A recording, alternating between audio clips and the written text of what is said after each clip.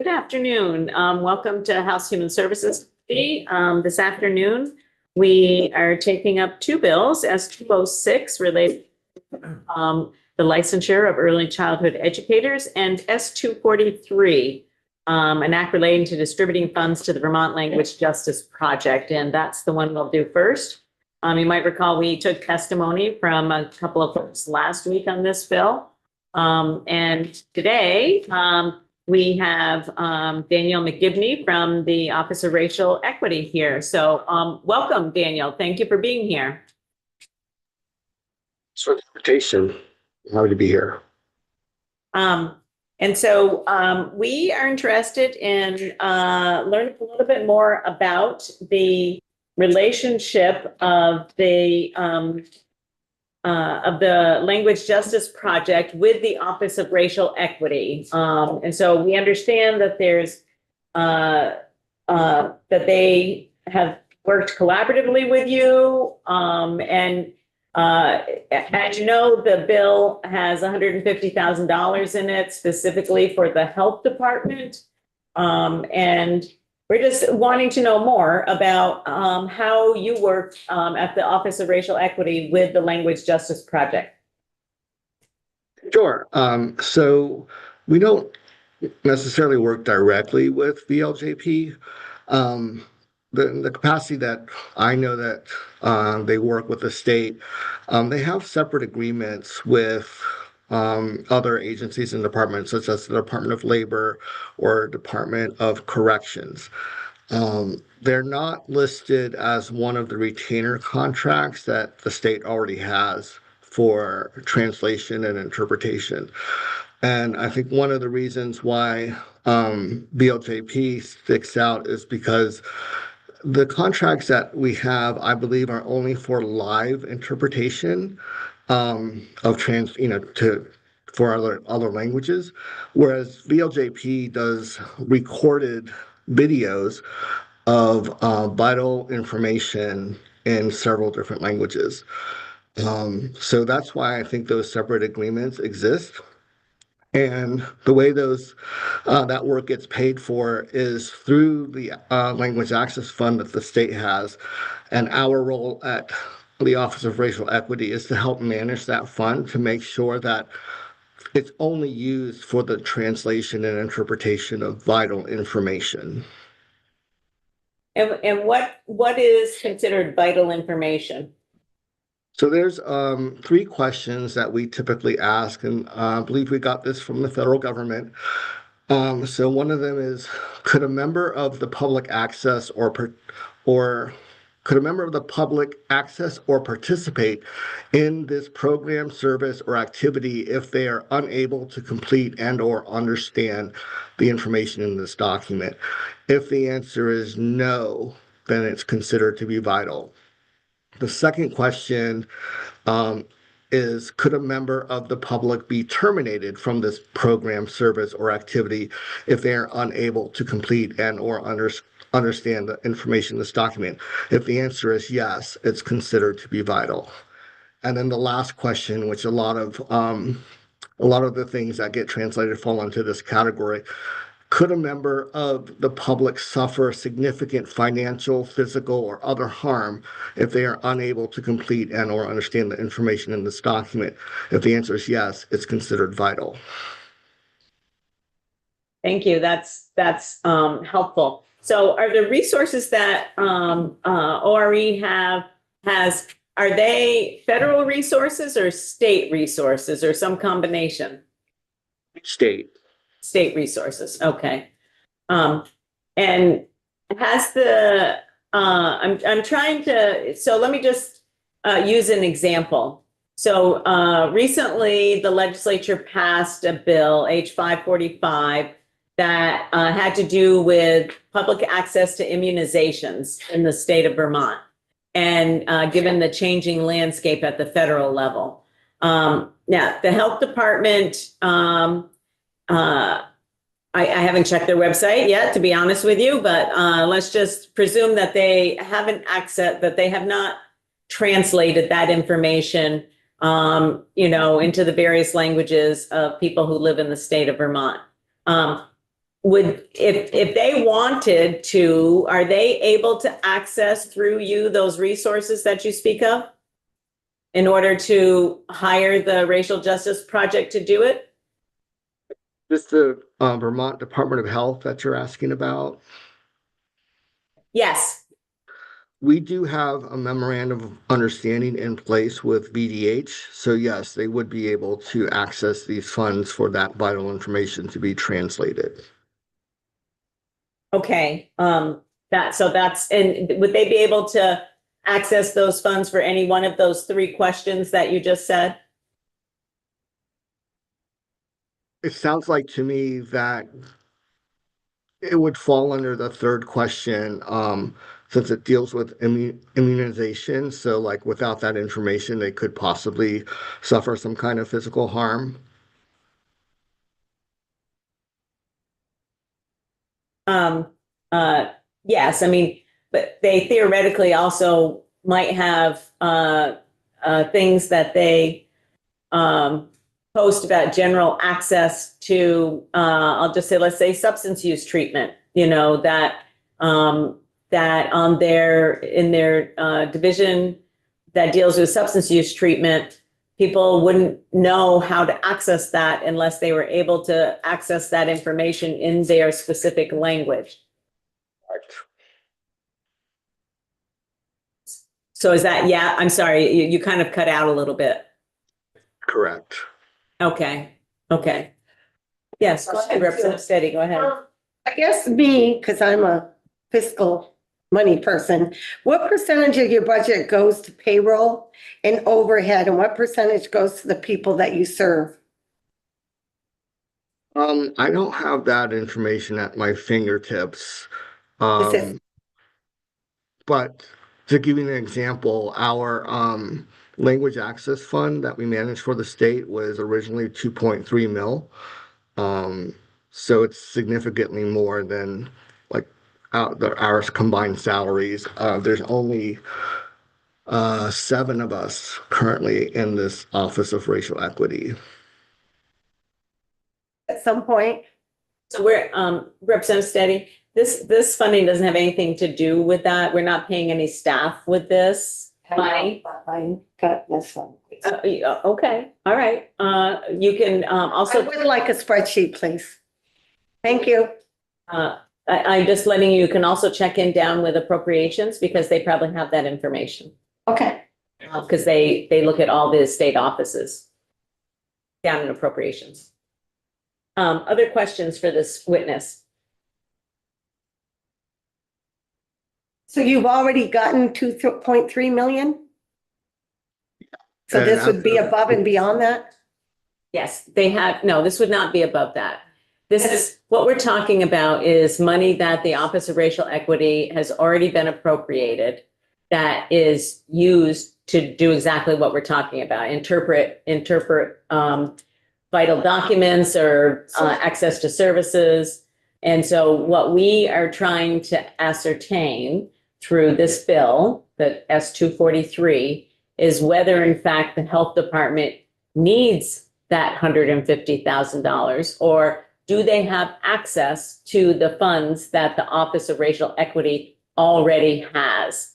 And what I believe that we are learning is that they have access, and they in fact have an MOU with the Office of Racial Equity to access those funds in order to translate, and they can utilize the Racial Justice Project in doing that.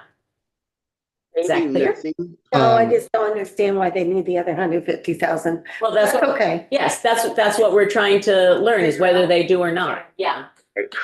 Yeah, go ahead. There might be a missing piece, and that would be whether or not they already have an agreement with VLJP between VDH and VLJP. The MOU that's in place now is just an agreement between our office and VDH. Yes, that's what I understood that from your testimony, Danny. What we're trying to figure out really is, it seems like the Department of Health has not utilized, the Language Justice Project as much as they did in the past when they lost the federal funding that they had a direct contract with. And the Language Justice Project, I think, honestly needs some assistance in understanding how they get on that contractor list where you don't have to go through all of the, putting it out to bid and all of that kind of stuff. Because I don't believe that they are on that list. I think that if we can somehow get them some assistance to understand that process, I think that, frankly, all these issues would be solved. And actually, those efforts are underway right now. I believe one of our procurement specialists is crafting an RFP that VLJP can respond to. So we're aware. And would that help them be placed on this, I don't know, I can't remember what the name of that list is, It's but just a state contractor list. yeah, where you don't have to do the RFPs. I mean, I think it's obvious that they would be a sole source provider. I'm not sure how many other organizations in the state can translate into, 30 different languages and, do that really in very short order. So. Yeah, that's what I understand to be true, is that they're in a unique position to translate into several languages very quickly. I think there are maybe some other organizations that are attempting to do the same, but not with the speed that we've seen with BLJP so far. Yeah.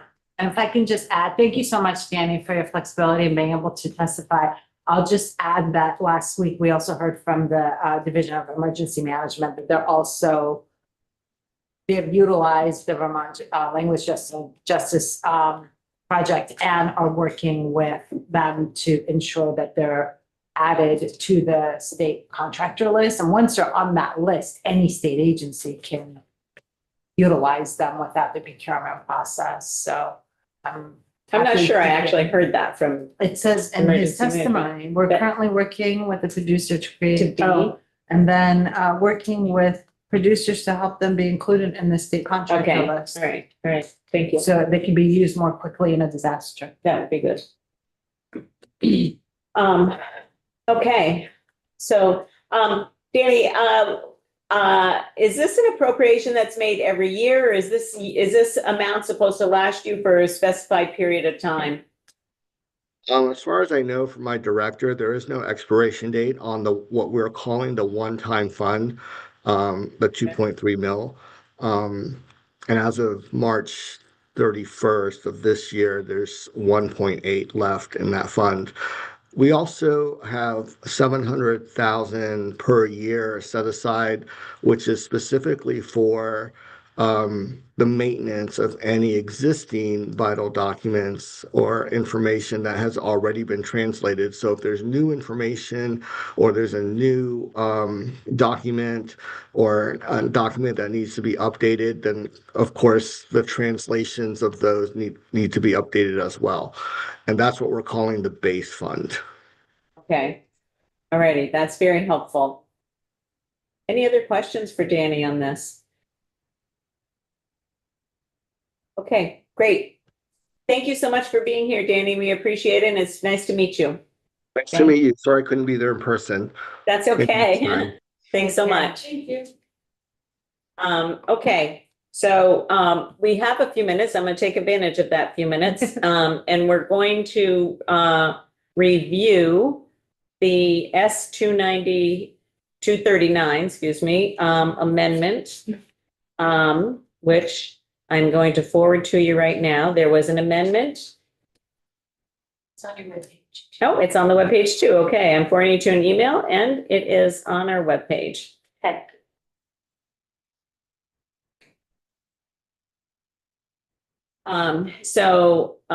After the bill left our committee, it went to appropriations. Appropriations was contacted by the Agency of Education, asking they asked to be included in the work group.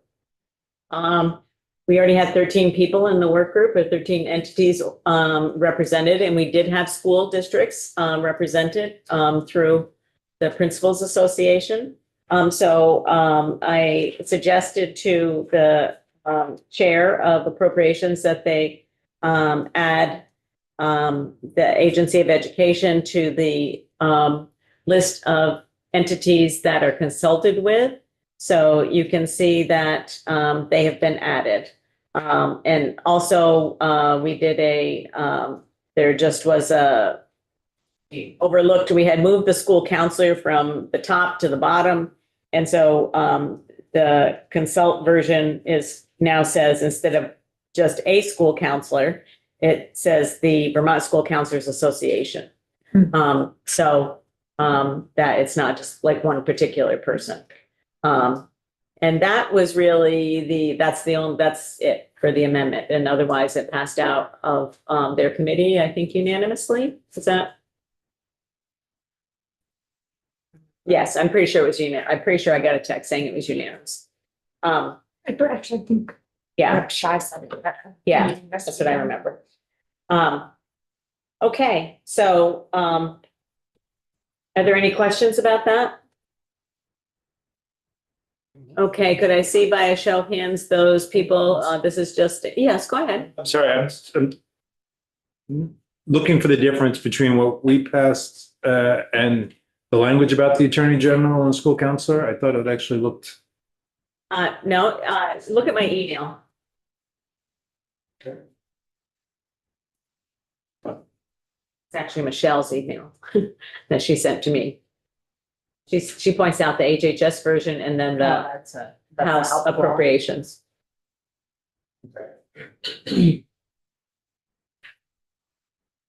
Oh, I see. Everybody see it? Okay. Okay. Gotcha. All right, thank you. Okay, yep, no problem. Okay, could I see by a show of hands, this is just a straw poll. Those in support of the House Appropriations Committee amendment? No. Apologies, Chair. One question. So this section in our HHS version from Michelle, the fact that that is crossed off, that doesn't mean that we're approving that. Because, oh, I see, because we're just retaining the Vermont School Counselors Association. That's fine. Okay, I'm sorry. That's okay. It's all good. Wrap my head around. Yeah. Okay. Yeah. Okay, then yes, of course. Okay. That's good. Yeah, we didn't delete them. We just, it wouldn't, Yeah. all of those in the working that they will consult with are all organizations. So this Yeah. one, it was just a carryover because they used to be at the top. Yeah. Okay. Okay. Yep. Sounds good. Okay. So, yeah. Oh, is everybody voting Oh, again? no, Okay. I didn't know. Yeah. No, I didn't know we were doing it again either. So we're all good. Okay. So it's 902. Yeah. On the straw poll, approving that. Okay. And just for folks to be aware, we will have it'll be the House Human Services show tomorrow on the floor. So S-243 and S-157 will both be up for action tomorrow on the House floor. 239. Yes, sorry, 239. I don't know where I got that number, and 157, yeah. Thank you.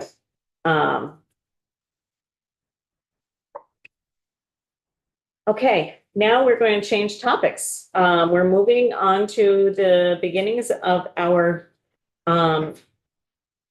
work on S-206, an act relating to licensure of early childhood educators by the Office of Professional Regulation. So I thought it only good that we start off with the Office of Professional Regulation. So we have the Deputy Secretary and we have the Director of OPR. So there's another chair there if you want to grab, if you're both up at the same time, that would be great.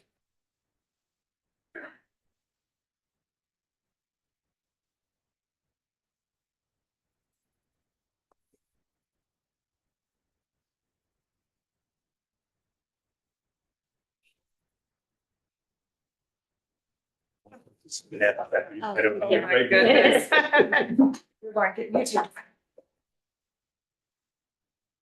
Good morning, good afternoon. Good Yeah. afternoon, yeah. Yeah, you know. For the record, my name is Lauren Hibbert. I'm Deputy Secretary of State and have with me. I'm Jen Cullen. I'm the Director of the Office of Professional Regulation. Thank you so much for having us. Welcome. Thank you. Did you want to? Yeah, why don't we get right to that? I'm gonna talk about this a little later in our testimony, but I'm going to hand out, this is our sunrise report that we did. We have, the responsibility of doing a sunrise report. I'll talk more about that process, a little Are later. you submitting all these in, links to them at least in There's writing? this report, we will make sure to put with this cover graph on the testimony that we are testifying to we have. Wow. And I think the sunrise might already be linked to your site. Did you, or maybe it's not on today's. Okay, Maybe in reports. it might be. The report is linked in our testimony today. Maybe Okay. one more. One more. Maybe Did you give one for Representative Dunn? Yes, we will have one here. You have one. I think this is, yeah. Yeah, that's good. Perfect. Great. So, I'm gonna turn it over to Jen to talk. Just one moment. Linda, can you check and see, it should be, it's not posted today. Will you check with Megan to see if she received it? Yes. Thank you. Sorry. If not, we'll correct that. The thing that is different about this one that will be somewhat difficult to do digitally is this hard copy has tabs, and then the graph has this graph is a bucket of topics with the tab number and then the corresponding page number. So if you wanted to look at, say, what harm did we find to children, you would know to go to tabs 7 and 8, and that's pages 26 through 32. But we'll make sure to provide that graph, and that may be just enough, but the tabs, I'll have to think about that, how we. Yeah, no, I appreciate the tabs, and people will have to sort of like find their way through, but anything that we receive here, we want to make sure is on our website. We'll make sure to provide both of those things in one packet. Okay. Great. So thank you for the opportunity to testify on S206, an act relating to the licensure of early childhood educators by OPR. Obviously, we are very much in support of this bill, and it is very much in line with the findings from our Sunrise report, which we'll discuss here in a few minutes. So for over a decade, Vermont has studied the mixed delivery early education system serving our children ages 0 to 5 and made strides to increase the quality of and access to early education. The first 10 pages of this early childhood education Sunrise report goes through that history in detail. So I'm not going to do that here today, but just a few highlights. For example, we've learned through studies commissioned by Act 58 in 2015 and Act 45 in 2021, as well as reports from the Child Development Division of DCF and Building Bright Futures, that all foundations for a child's learning start in infancy, that the brain's architecture is being formed through millions of neural connections happening every second in a young child's brain, that over 90% of brain development occurs by the age of 5, that at 18 months of age, disparities in vocabulary begin to appear for children who are not exposed to high-quality care, that high-quality early care and education for infants, toddlers, and young children lay the groundwork for them to have healthy lives with strong foundations in language, reasoning, math, and emotional regulation. In other words, we've learned in the last decades that supporting Vermont's youngest citizens from cradle to career does not start with 5-year-olds or even 3-year-olds. That critical support starts with high-quality early education in infancy. So this bill really creates the infrastructure to recognize early childhood educators as an occupation that is licensed by the state of Vermont. The individuals that would be regulated here, so it's individual regulation as opposed to business registration and regulation, which is currently happening at CDD, would be early educators who work with children from 0 to 8 in that period of early childhood and in the private setting that is regulated by CDD. This bill creates a stackable credential, which means there's an early childhood educator 1, 2, and 3. These credentials are intended to be able to, an individual be able to progress up those licensure types.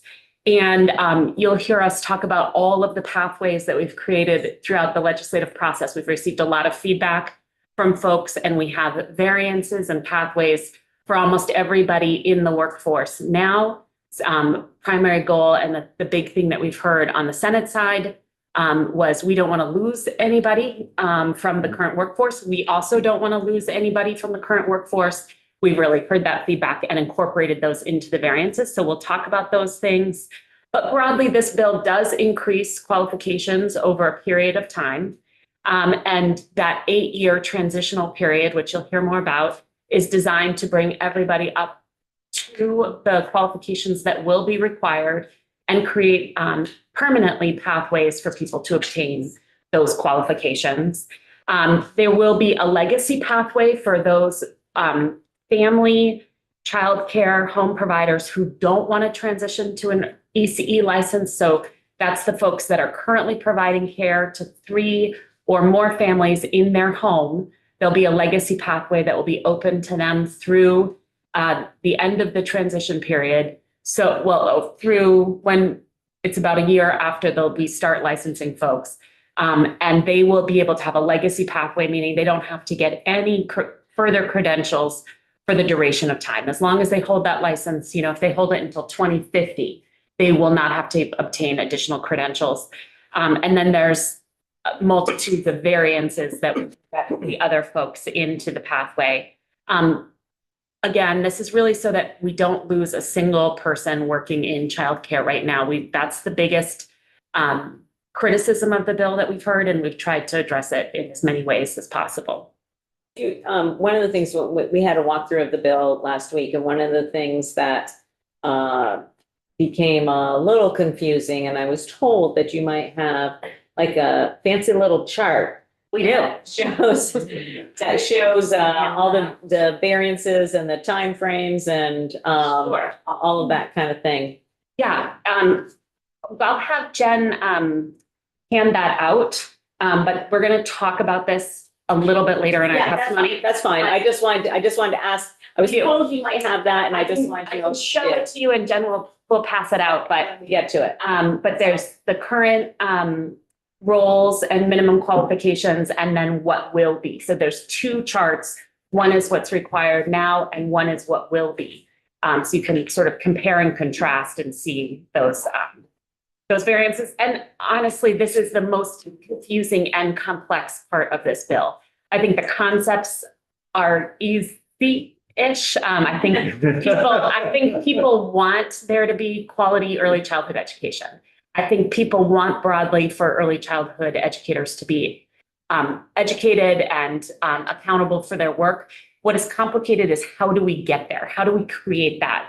And so Jen and I have been talking about different ways to present it. We've tried about a million ways. But the beautiful thing about the legislative process is you have a lot of opportunities to keep trying. So this is our current best effort, and we'll take feedback if it doesn't make sense and go from there. Importantly, as you look at these graphs, when we get there, is that there are some key exemptions. The trusted care providers, those are people who are providing care in their home for 2 or fewer families. So that is a large part of our child care fabric in Vermont that are currently not regulated by CDD. This bill does not change that fact. It does not change the fact that they will continue to not be regulated by CDD. They will not be regulated by OPR. It also exempts active AOE licensed educators, which in other committees we've had to talk about a lot. This committee knows more than others about that. But AOE, early childhood educators, are the folks who are authorized to provide universal pre-K. They will not have to get a duplicate license from our office. They'll be able to practice in the private childcare setting with their AOE license. And it exempts after-school program staff and other staff in programs that are exempted by CDD. Essentially, if you are a program that's regulated by CDD and you have staff in it, there are people in your facility that will need to be licensed by OPR. There are also people that will not need to be licensed by OPR. There's trainees, there's aides. They will not be regulated under this bill. It's really the teachers, the lead teachers in those CDD regulated facilities. So you have in front of you the Sunrise report, and I'm not going to go too in-depth because I think we have talked to you last session about this report. I really hope that the graph helps you determine which sections you care the most about and go take a look at it. But in broad strokes, Chapter 57 of Title 26 requires the Office of Professional Regulation to look at a new proposed area of occupational licensure to determine is there harm? And if we find that there is harm or potential for harm, then we need to do an assessment of what is the minimum necessary that the government needs to set up around this occupation to ensure that harm doesn't occur, or if it does, that we can remove that person from the marketplace. So I saw that there was a question. That's the purpose of a sunrise report, because not everybody's familiar with the term sunrise report. That is the purpose. That's sunrise. Thank you. Representative Bishop. Thank you. I just want to make sure I understood correctly what you said a moment ago. Maybe I misheard you, that it's intended to regulate lead teachers, but isn't an ECE1 a support role and that would be licensed? Yes, that's an assistant. It's lead teachers and assistant teachers, but not trainees and aides. Okay. So, but an assistant teacher can be alone with children too. So, but the trainees and aides are who we are not regulating. Thank you. Sorry. Go ahead, Representative. I'm neutral, that's of course. Yeah. So when you talk about harm, so the example you just gave about who can, which adults can be with children or not, that's an example of harm or potential harm. Potential harm, yeah. Yeah. But that was not one of the harms. I mean, there's more risk of harm because people are alone with children.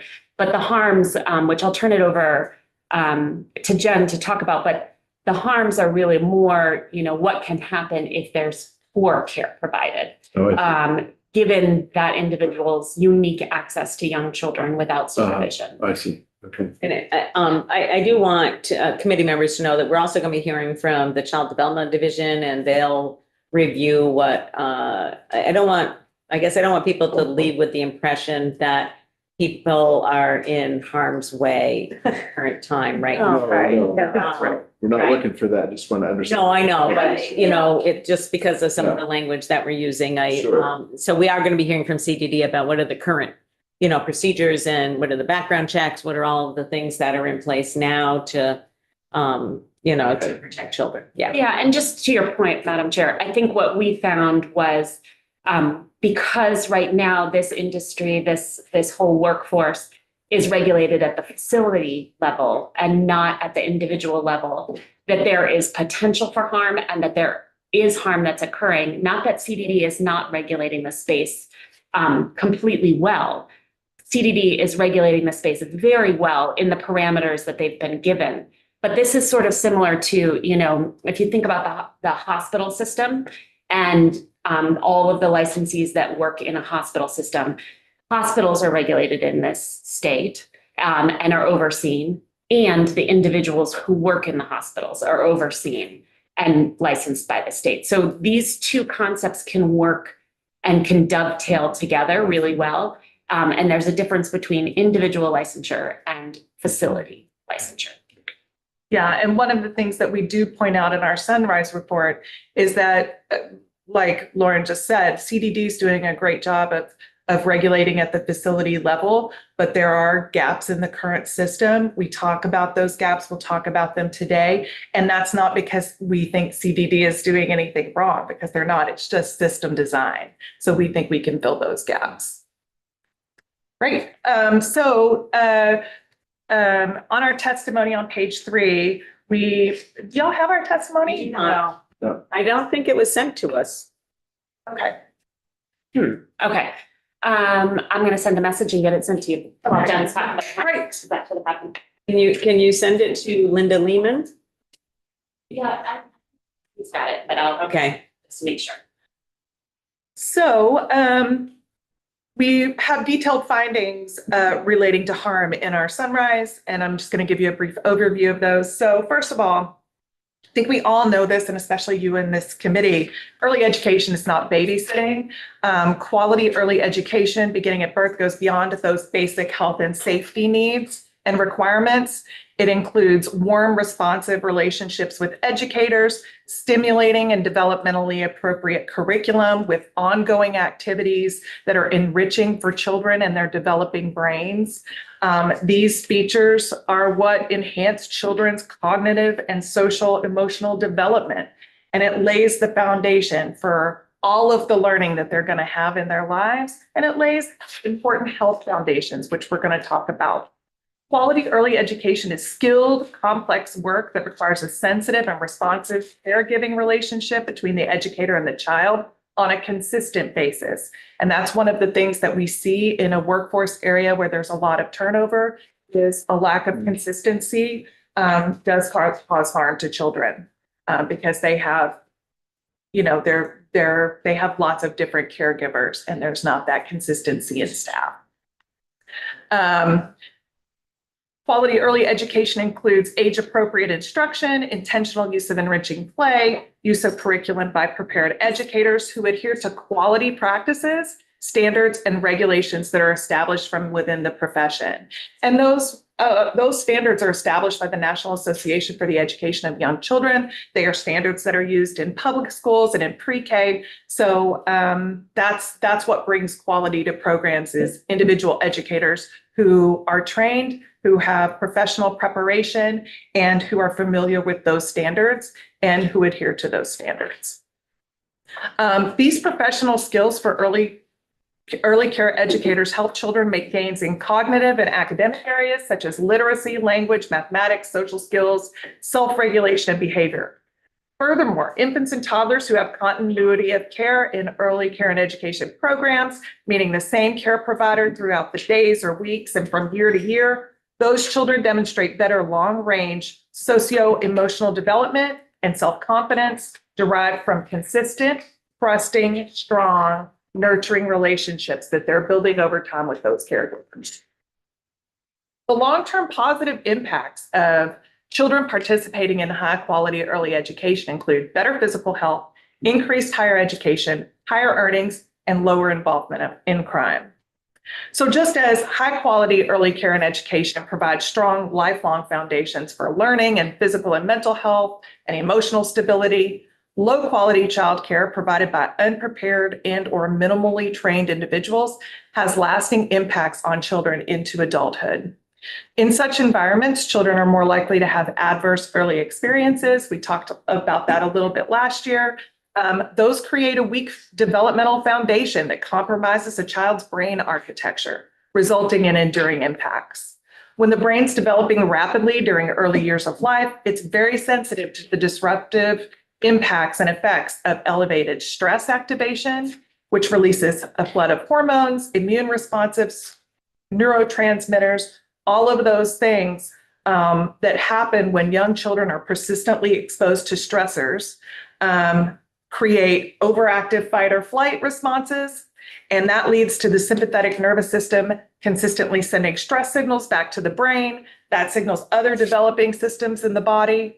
And all of that excessive stress feedback on a prolonged basis leads to adaptations in your physiological system and in your brain. So those adaptations impact cardiovascular function, immune responses, metabolic regulation. Those suboptimal development impacts in growing babies and young children results in increased lifelong risk for stress-associated illness and disease, such as diabetes, immune disorders, cardiovascular disease, mental health problems, and addiction. Furthermore, children who don't have access to high-quality early education have a 25% higher rate of dropping out of school.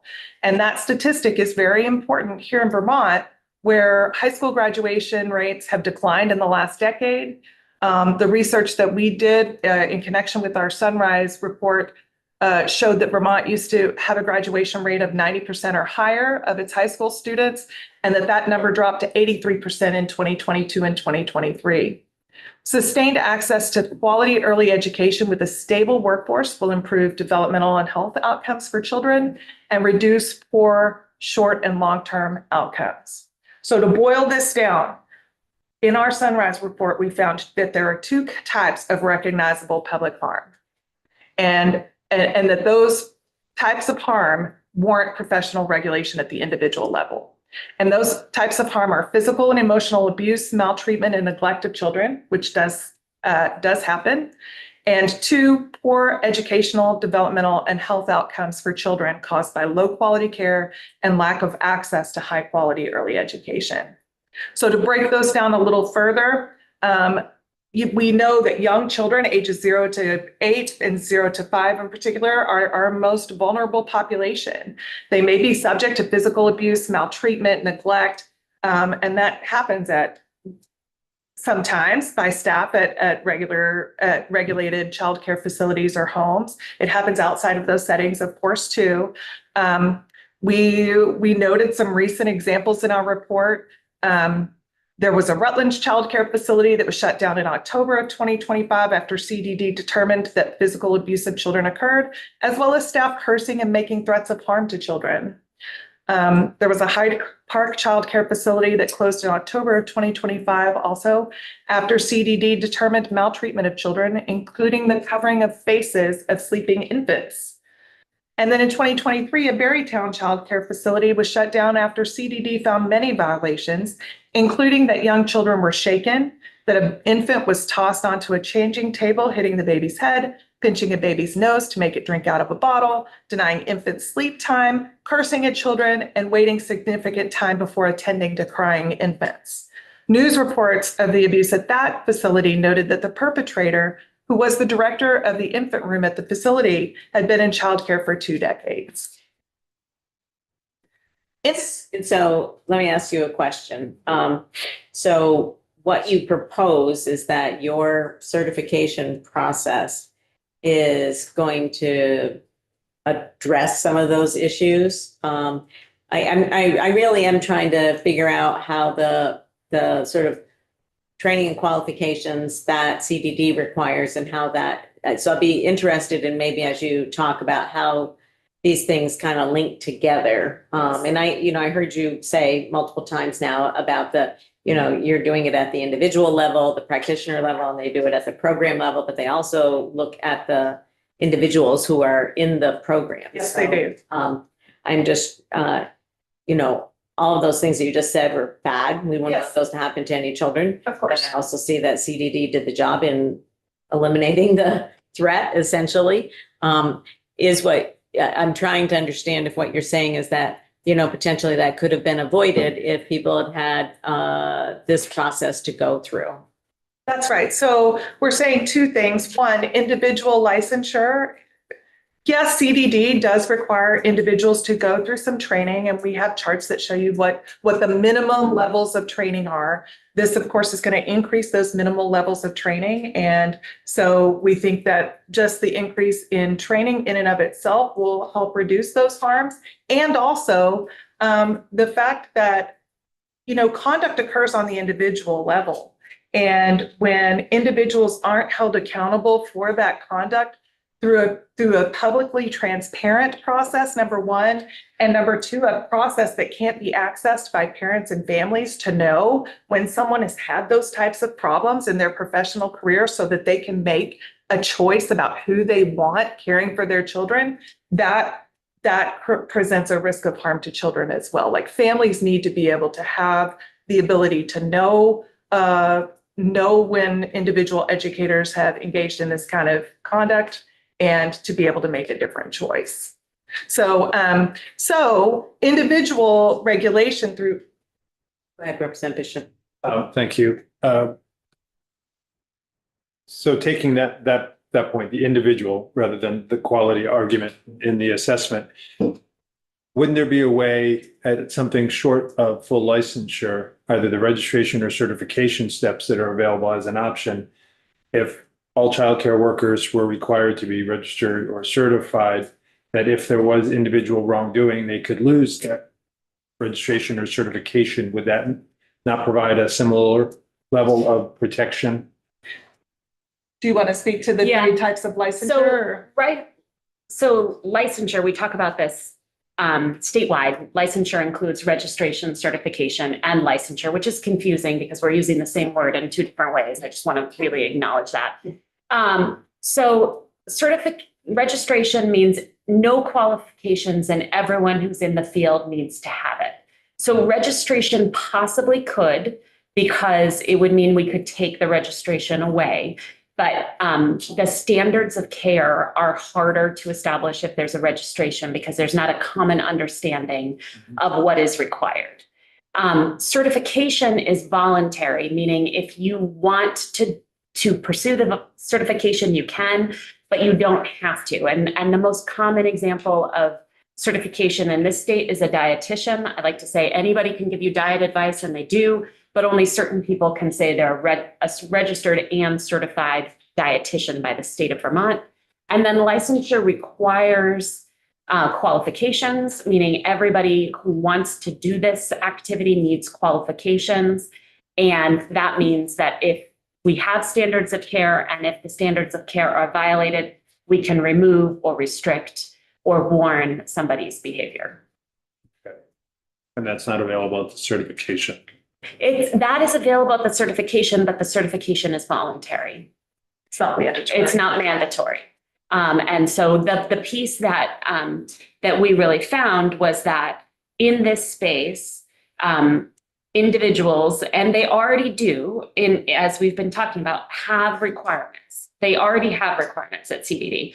What this will do is take that function that CDD is currently doing out of CDD and put it instead of in CDD at the individual level at OPR. And then CDD will have to say, if you want to have this facility, you need to have an ECE 1, an ECE 2, and an ECE 3. And then they'll look at our credentials and the people that are employed and say, okay, these people have those credentials from OPR. So it'll take time, and there will be a transition period. We worked really closely with CDD in this proposal. There will be time where CDD and OPR are very overlapped, and then it will always overlap. Will never be not overlapping, because those functions that the individual qualifications that are in CDD right now will come out of CDD, out of their rules, and then their rules will start to say, if you want to be a facility that has 25 kids, you need these credentials employed there. And then facility directors will look to see and make sure that they can meet the CDD requirements by having the required staffing at the individual level with licenses from OPR. So in one telling right now, even though, I guess if I could just make one more point, right now there are mandatory requirements, mandatory qualifications on this field, but without any benefit of licensure, meaning the individual doesn't have the benefit of licensure and the public doesn't have the benefit of licensure right now. But the requirements are there. This bill is elevating those requirements, but there are mandatory requirements right now for this workforce that they must meet. But they don't have the professional validation of having a license, and the public doesn't have the protection of individual licensure, which means if somebody does something wrong, I'm just going to say, if somebody does something wrong at one of these facilities, CDD can shut down the facility, and to an extent they can limit the people who are working there from moving to another facility.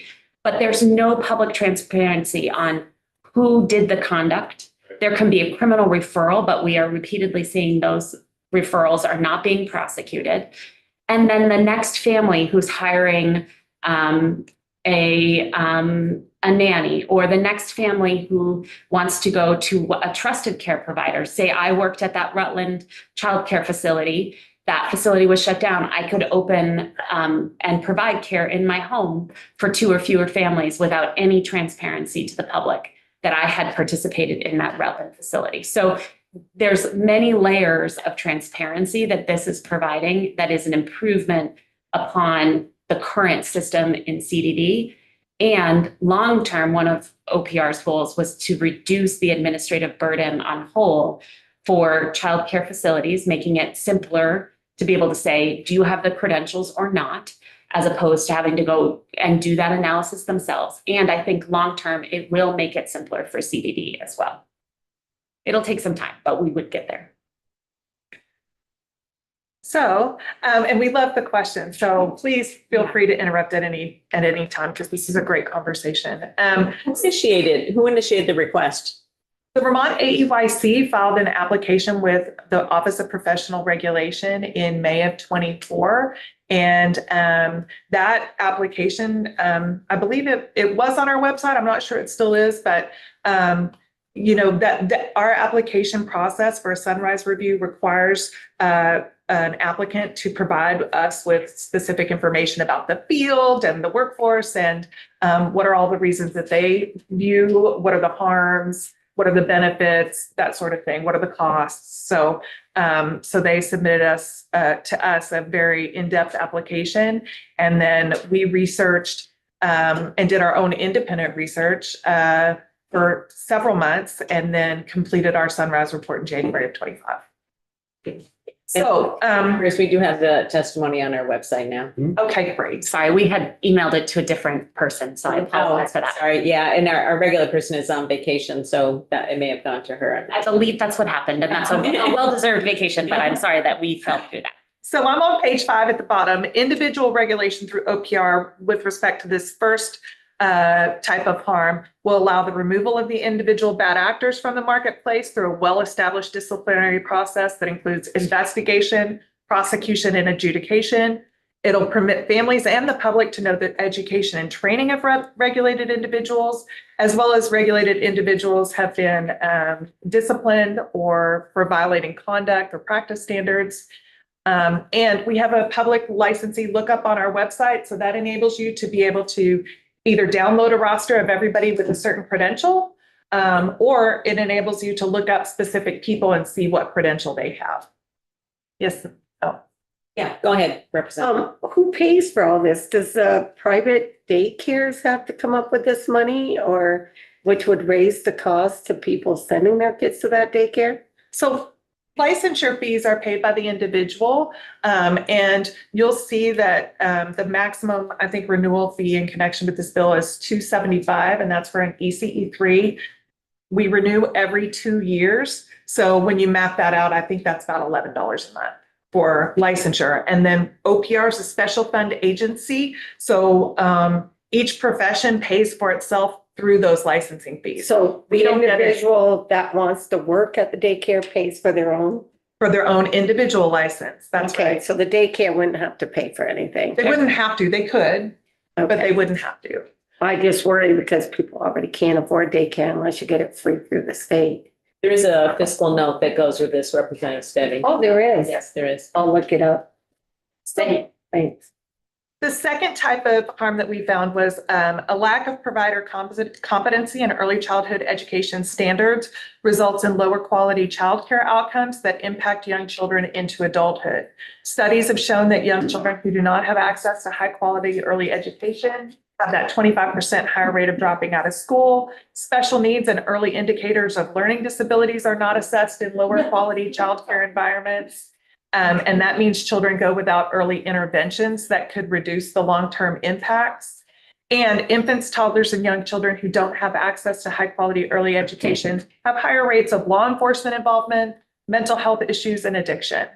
So individual regulation at OPR will ensure education and training based on the science of brain development, establish the National Association of the Education of Young Children standards, as the standards of practice in early education across settings, which brings them in line with public school and public pre-K.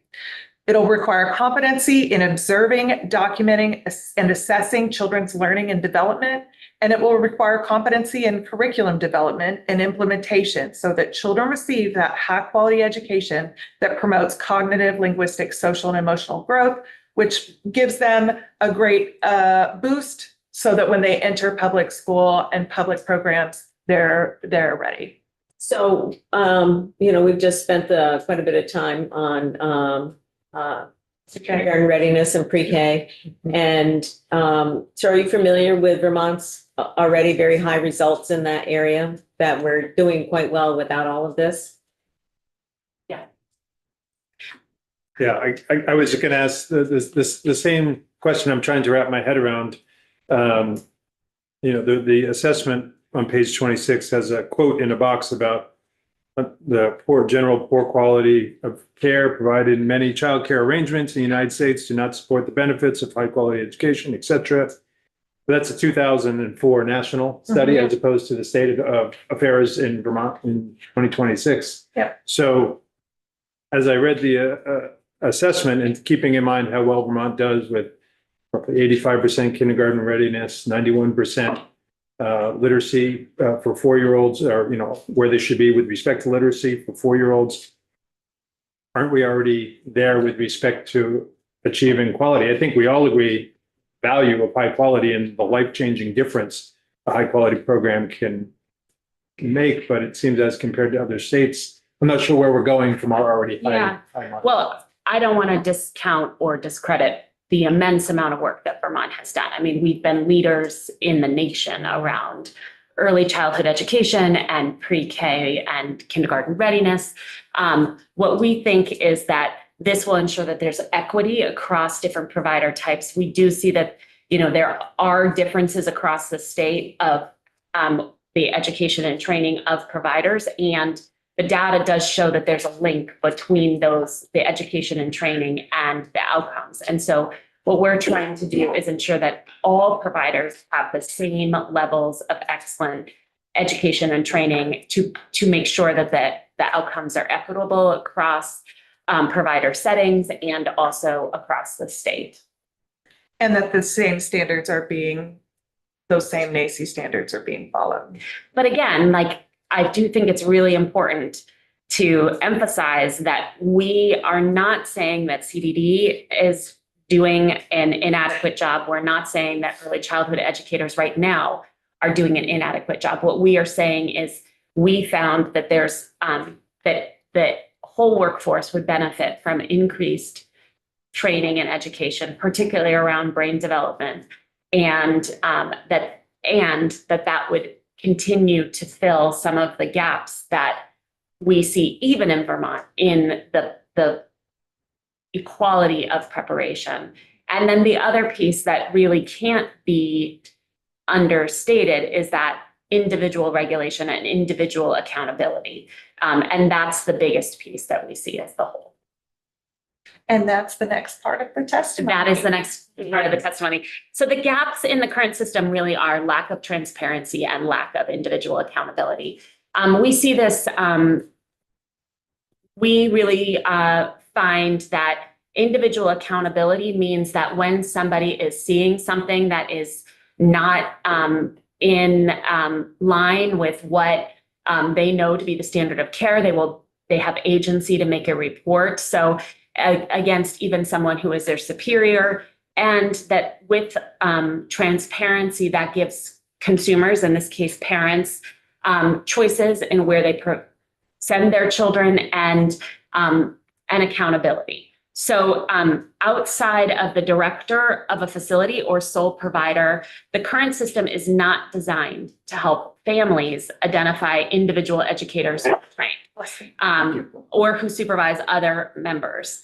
The Bright Futures information system, which you'll hear a lot about, does not provide transparency into particular educators' training and qualifications. And again, while CDD does have an internal list of prohibited providers, that is not publicly available to the public. And so what that means is that it's very hard for the public to see who has committed unprofessional conduct and what the ramifications of that unprofessional conduct is. It's actually even hard to see it at the facility level in some ways, but it's very hard to see it at the individual level. That is the biggest gap that this program will fix. And it's that individual licensee lookup, and it's the individual accountability, which does lead long-term to a greater culture of compliance for everybody who's in the system, because people want to keep their license, people want, and there is a development of a standard of care. So I would anticipate, similar to how we see in a nursing home, that when there's misconduct done by someone who is a provider in a nursing home, frequently we receive the complaint about that conduct from another licensee in that nursing home. And then we do an investigation. I would predict that that's what will start to happen as individual licensure comes to this workforce. I know now sometimes individuals are calling CDD and then CDD is doing an investigation, but a lot of the harms that CDD is finding is on their routine inspections, and which is great, and those will continue, but we will also be receiving complaints, and this will also give parents the ability to make a complaint to our office, which we will investigate. I do think it's important here to just say that we anticipate that we will do joint investigations with CDD, and we do that with Dale now, and we do that with Medicaid fraud and abuse now. So we have many other state agencies that we do joint investigations with. We actually love that model because it's a very good team collaborative model, and it also gives both agencies authority over the spaces that we can work in tandem and together, and we do all the time with those other agencies. The disciplinary process at OPR has distinct advantages. First and foremost, we can file emergency suspensions. So if there's imminent harm to the public, we have the ability to file a case and suspend somebody's license while the long-term disciplinary hearing is pending. And then the charges are public. The licensee has the ability to defend against those charges. There's discovery. It's like a little mini court that we have. The cases are heard in front of the board for this profession. It would be a board of early childhood educators with an administrative law judge helping them. And then if a licensee is found in violation, there's a range of sanctions, all the way from warnings and reprimands to revocation. That's the most stringent. In between there is conditional, where someone needs to take additional class work or be supervised to rehabilitate their practice. And I would say that the majority of cases at OPR are rehabilitative in nature. We don't suspend that many licenses or revoke that many licenses. I would say the most common ones are if you have sexually abused your client or patient, that's most likely a revocation. Or if you are someone who is struggling with substance abuse and really we've given you opportunity to become sober while practicing and you can't maintain sobriety, we will suspend your license for longer periods of time. I don't think we would revoke in that circumstance unless it was something really egregious. We're always trying to rehabilitate, but we do revoke. And so those disciplinary orders are public, the charges are public. It gives a lot of transparency to the whole process. Our investigators, we have 6 of them who are criminal, so we do concurrent administrative and criminal investigations. So some of our cases at OPR are referred for prosecution at the state's attorney or the attorney general or the U.S. attorney general. Some of our cases are pursued in the criminal court system, but the majority of them are prosecuted within our administrative process. Representative McGuire. Yeah, so upping up the requirements for licensure is gonna mitigate these reports by what percentage? We don't know the percentage. But what we do anticipate is that as people receive more training and higher education, particularly around brain development and the importance of that one, we are hopeful that incidences of unprofessional conduct would go down. But 2, if it was occurring, that we would hear reports faster and from people who are also licensed within the facility. I'm really confused, so I'm just gonna add. So we're raising the goalposts because of some of the behaviors out. So we're actually, and I understand these things but we're putting those good providers that are licensed at this time and requiring them to up that standard of licensure in regards to these reports. I've never heard of certification. Certification is based upon your criteria and eligibility of completing what is being required to complete. And you speak of, well, it needs to be equitable. Well, I don't, what do you mean by equitable? And I'm going to use an example that I went through with the OPR. You upped your standards with like the LADC. Mhm. I filed everything, and what was responded back to me was, your education is obsolete. And I went back and completed this amount of course to get up to it. The standards already established are some of the highest in the state, all the way across the board for licensure in any field. We have some of the highest standards already put into place that over time has reduced our workforce. That's my concern Yeah. with this, whether we recognize it or not.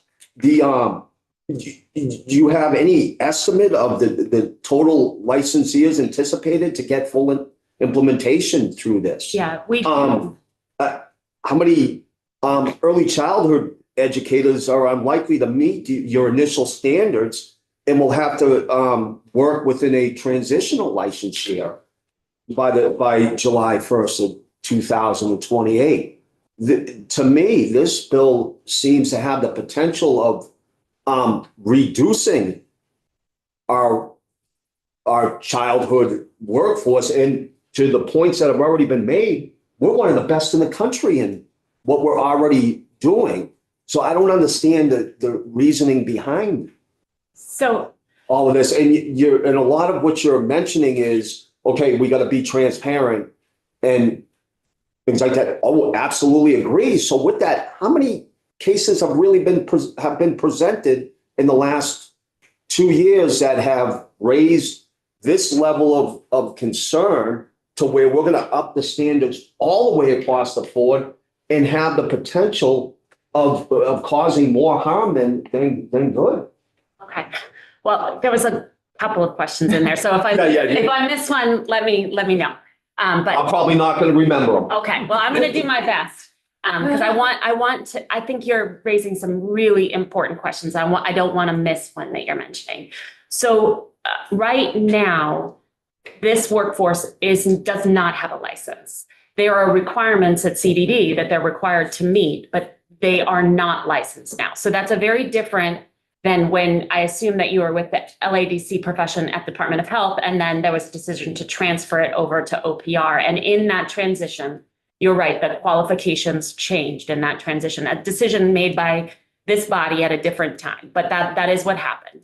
And Whatever the case may be. I mean, I helped with that transition, and I'm sorry that it was rocky for you. If it felt rocky, I'm sorry. That was a hard transition because, well, anyway. That's it. That was it. I actually think it was a great transition over time. I think that we were able to get to the national standard for LADCs, but that was a raising of requirements, and it did take time. Well, leave that aside. We're talking about the. Okay. I'd be happy to talk about it. So on whole, I disagree with you that Vermont has higher standards than other states in the nation. If you look at all of our professions individually and collectively, we are one of the least regulated states in the nation. But when there are national standards for recognized professions, we try to meet those because we want to make sure that professionals can come in and out of our state. If we have substantially lower requirements than other states, that creates problems with license portability.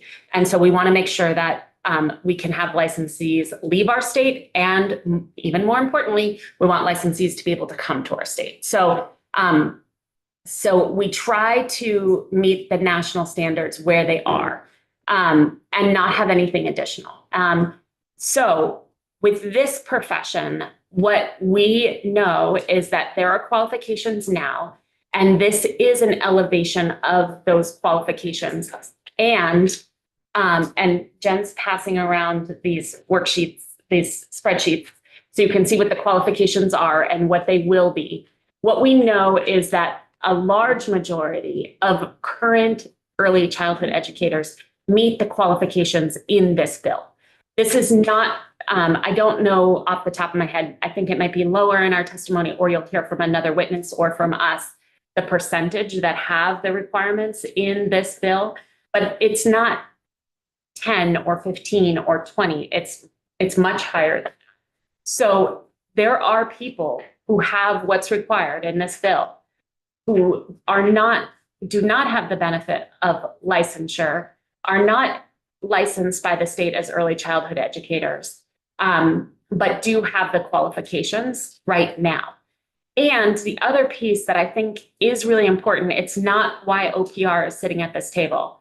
Why OPR is sitting at this table is because we think individual licensure is important, and we think without it, there's a risk to children.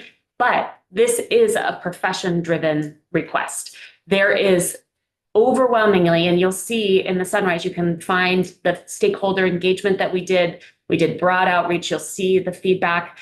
Jen, who wrote the Sunrise, took every comment and provided a synopsis of it in the Sunrise report. There was broad support for this concept and for this bill. That's not to say everybody loves it. And so we've heard from the people who don't like it, and that we've been making adjustments as we've been going through the legislative process. But there's really, I guess, three things. We care most about individual licensure and the transparency and accountability that it provides to prevent harm from children.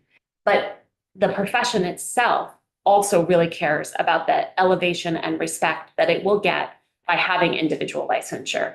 And right now that is missing as well.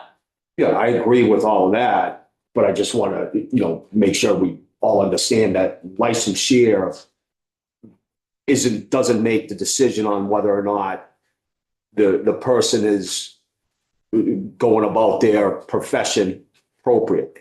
No, it doesn't. I mean, I do think standardization of qualifications does help ensure quality. Yeah, agreed. And I think individual accountability also helps ensure accountability and good care.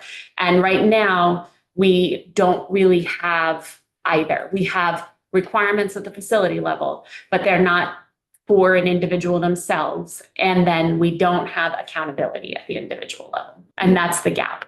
And just where I was going with is a lot of what was being shared and, and then looking at like the context of the bill, which, any disagreement with setting up the board and expanding these certifications. I just want to make sure we're not raising the bar and moving the goalposts and reacting. Mm-hmm.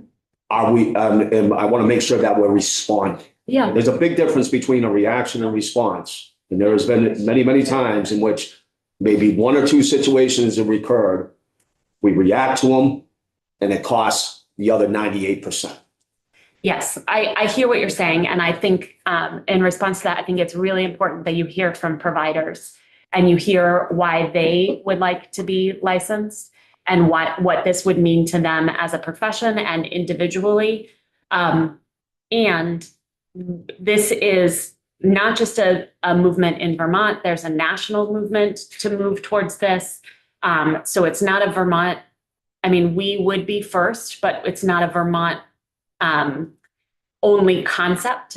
This is something that has been in this workforce for a long period of time. If you look into the legislative history of the Sunrise Report and some of the prior legislative testimony around this topic, having individual accountability and licensure has always been part of like, we're doing this step and then this step and then this step, and then we're going to talk about this step. And it's been part of the child care tax credit. One harm that it's not really a harm per se, but one thing that we did find is because we're using so many public funds to support childcare, we believe that there should be accountability at the individual level for the use of those public funds.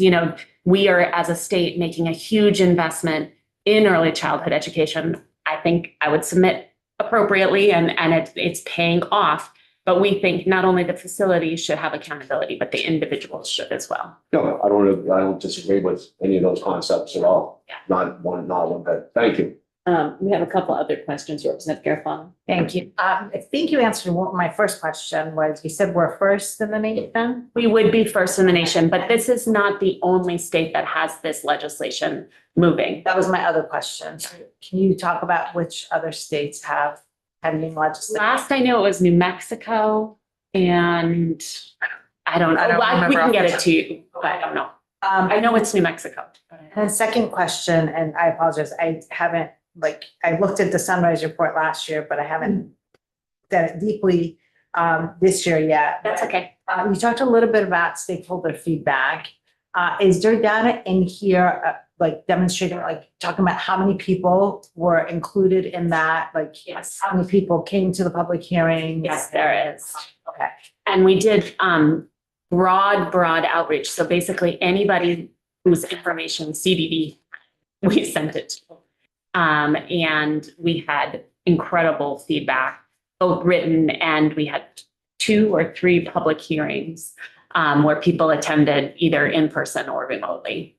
Either one of you know what, because I went to the pages that were noted, that noted stakeholder feedback, but that specific data wasn't in those pages, so it may be. The number of people. Yeah, number of people, how many meetings? In the Sunrise report, there is a section about the process, and I don't have the report in front of me, but I could I think that's on page 9. locate it. Thank you. So to follow up on that, if I may. Do I recall seeing reference to a survey that early childhood educators answered By our office. about this, their desire for professionalization? I think the Association for Early Childhood Educators of Vermont has done that survey. Our office did outreach and feedback and asked people to participate in our Sunrise. I don't think we did a survey per se, but I know the association. So if you look at page 23 of the Sunrise process, we got the application in May of 24. We communicated with a lot of different agencies and organizations. We noticed 2 public hearings to over 1,000 family childcare homes and center-based preschool programs. And we used I said building Bright Futures. It's the Bright Futures information system that we use. Yes. Yes. And we asked AOE to include links to the public hearings in there. They had a newsletter, I think, that would go out. And we had over 100 people participate in those public hearings. And then I think it says we got 30 written comments. And there's an appendix at the back of the report where we summarized or paraphrased every single public comment or public testimony. So as I was writing this, I went back and watched everybody's testimony and tried to capture either the concerns about the bill or not bill, but about the concept of licensure and whether they liked it or not and why. So sometimes we learn about, we learn lessons from things that are happening currently even. So I'm not saying that there wasn't sufficient effort, in terms of outreach, but that's a pretty small number of people, given the thousands of people who work in this field in the state. And what I wonder, and we'll hear from Sharon in a little bit, but I guess what I wonder, honestly, I don't want to repeat Act 181 on our hands, where people find out about it after the fact and then they're up in arms about it. Didn't realize it was going to impact, their land rights or their right to, own a business or the future. And, we're just looking at some recent data around the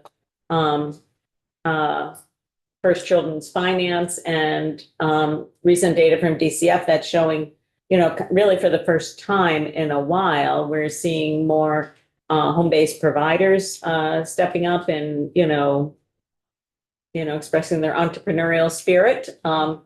And, those are things that we particularly want to encourage in the rural parts of the state. I mean, all over, but particularly in the rural parts of the state. And so I do get a little concerned about people sort of like, despite your best efforts and despite the best efforts of the AYEC, that there are people out there that, don't know that this is potentially coming. And so that makes me a little concerned. I'll be honest, it makes me concerned to be first in the country in doing this. There's lots of things that I love being first in. I'm not sure this is one of them. But, we'll see how the process unfolds. And I appreciate that it's happening now in other states as well. I mean, I think this is, and you're absolutely right, all through the process of looking at enhancing affordable, accessible, high quality childcare. We were looking at qualifications of individuals, elevating the profession, trying to get more people to go into the profession and all of that kind of thing. So, it's been a process. I mean, this is sort of part of the process. I get that. Representative Noyes? Yeah, thank you so much. Just a question on the input that you took. Were you able to get input from both urban and rural areas? And is there a breakdown, or do you know like what the feedback you got? Was it the same? Was one area different than the other? Are you able to? It's interesting because I think we entered the conversation with our own predisposition that the family childcare, which is more common in the rural, would be more opposed to the qualifications. That isn't what we found. We found that those folks also are in favor of the qualifications. And I think one thing, and just to respond a little bit to you, Madam Chair, and I think it's a piece of ongoing conversation. I think one thing that's very different about this bill versus other bills that have moved through Act 181 as our most recent example is this is a workforce that already is involved in the state system. And this is a workforce that we reached out to everyone who's in the state system. So they were not unaware that the conversation was happening. In fact, we were very proactive about trying to reach out to them. The other thing is this is an issue where there's a very active association, which is very different than land use. So That's true. I just want to. I was just, it's No. in our memories right now. Yeah, and that makes 100% sense. But I just don't want there to be an apples to apples comparison No, because I see them as no. I didn't think you were, but I just wanted to really say that this is an issue where we've tried through a lot of methods, and I think we've reached everyone in communication who is in this workforce because we had all of their contact information from CDD. Whether or not they participated or not was their choice, but they all knew that this conversation was happening. And the association has been a really strong partner and has been bringing people into the conversation or addressing concerns as they've come along. But Representative Noyes, back to your original question, while there has been, I think, concern more from family child care providers about the burden of going back to school, which I think is a fair concern, particularly if you're running your own business and you are in that business from 7 o'clock in the morning until 5 o'clock at night. When are you going to go back to school? Right. And that's one of the main reasons why we have all the variances and different pathways in. You'll see that there's that legacy pathway, which is if you're in the profession in 2028, you don't have to do any additional qualifications. It's sort of the grandfather, grandmother legacy pathway. Then there's other pathways that give you 8 years to obtain qualifications. For some folks, it's you may choose not to get an associate's degree, but just to get 21 credits in early childhood education. For other folks, they might choose to get the ECE2 with the associate's degree, which includes the 21 credits, or the bachelor's degree, which has those credits. But there's a lot of different pathways to get there, and that's because we recognize there's a wide diversity of current qualifications in the field, and we want everybody to have a path that will work for them. Representative Garofano and then Representative Bishop. And I do want the witnesses to be able to get through their testimony because we have several other witnesses this afternoon. So, Lauren, I think you mentioned that you guys did a mailing through the CDD kind of listserv. And correct me if I'm wrong, we can check with the department, but no, is every individual that works in a program No, so I think it's just a direct. Yeah, it is. Just kind of It wanted is. to make And I sure think that.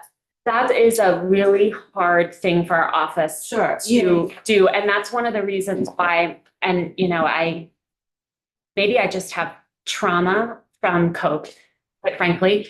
But one of the things that OPR was incredibly good at doing was during COVID, I was writing with ACCD and Department of Health guidance for dental hygienists on how to provide dental hygiene care. And I could send a notice to every hygienist in the state directly.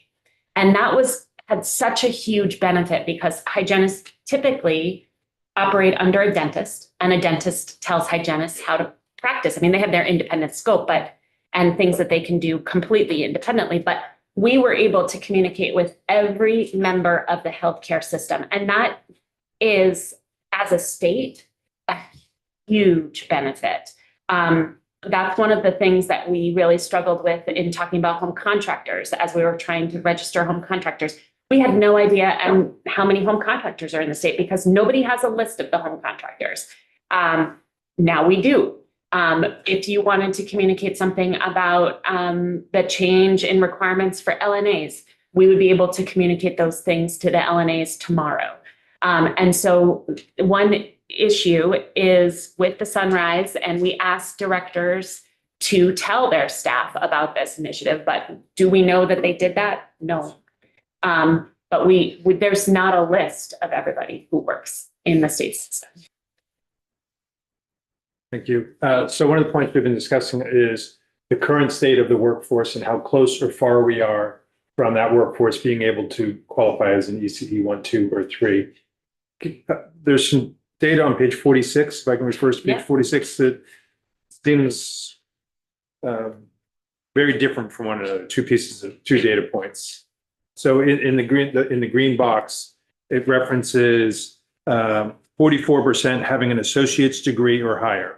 So in the workforce, 44% associate's degree or higher. Over half of that 44% have a bachelor's degree or beyond. Yep. So something above 22%. You know, if it's half of 44, we're roughly 22, maybe it's 25% of the workforce has a bachelor's degree. If we look at the other data point from VACI, it looks like their estimate is that 49.77% could qualify as a ECE 3, which requires a bachelor's degree. So I'm looking at, are we at 50%? Or are we at somewhere above 22%? Well, I think what's happening too is that this is in those transitional times. So this is 72% after the transitional time, the second figure. No, these were figures that I was pulling from two different reports, actually. So like I was using the after school workforce report from 2023 and also using the data that was in the Sunrise application. So I was just pulling from different sources. And it's hard. Again, I think a lot of this goes to the workforce question of like, who's out there and with what qualifications. And that's what concerns me a little bit, is not having a clearer picture as to how close or far we are from our workforce being able to meet the enhanced requirements that we're considering in this. And those are it's a pretty significant spread of somewhere 22% range, having a bachelor's degree, or maybe it's 25 or double that, maybe it's 50%. And the other issue with this data that I'll just point out is also that we've seen a lot of improvements in the number of people that have degrees in the last 2 years. Yep. So like since this report was written, I believe the data is also stale because we've got more people who have gotten degrees because Act 76 has provided many support. So I understand that working from different sources of information and also not having a good sense of exactly how many people are in the workforce and what their qualification is Yeah. Yeah, And it sounds like, or hopefully we'll get some additional information. from yeah, witnesses. yeah, we'll try to also, About that if we question. don't hear that in testimony, but I think you will. But if we don't, we'll try to nail that down further for you with current information. What we know is that early childhood education programs in the state are full and that a lot of people are getting tuition assistance and that portfolio assessment. So people are getting credit for college credit for prior learning, and that's working really well. And this builds on that, and we'll continue to use those things that have been happening out in. Been through that process. It's not easy. Yeah.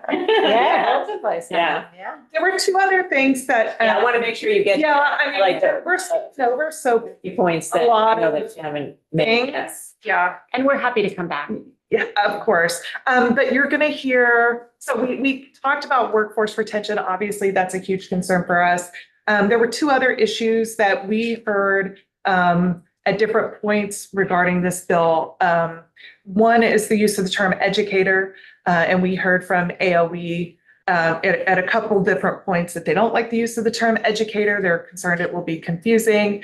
S206 does use the term educator intentionally to convey that there's going to be increased professional preparation, education, and training, that these folks are, working under the same standards that educators who are in public school are working under, and individual accountability for high quality. So that educator title is important to the identity of the folks who are working in this profession every day.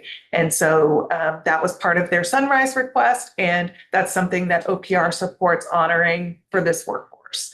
The other thing we heard from AOE earlier this session was that under an interstate agreement for educator licensure, this has to do with licensure mobility, they're concerned that the term educator is somehow going to be negatively impacted by folks being licensed as early childhood educators under this bill. So I did point out that interstate agreement for educator licensure, this is on page 9, that's categorized as a teacher, an administrator, or support professional.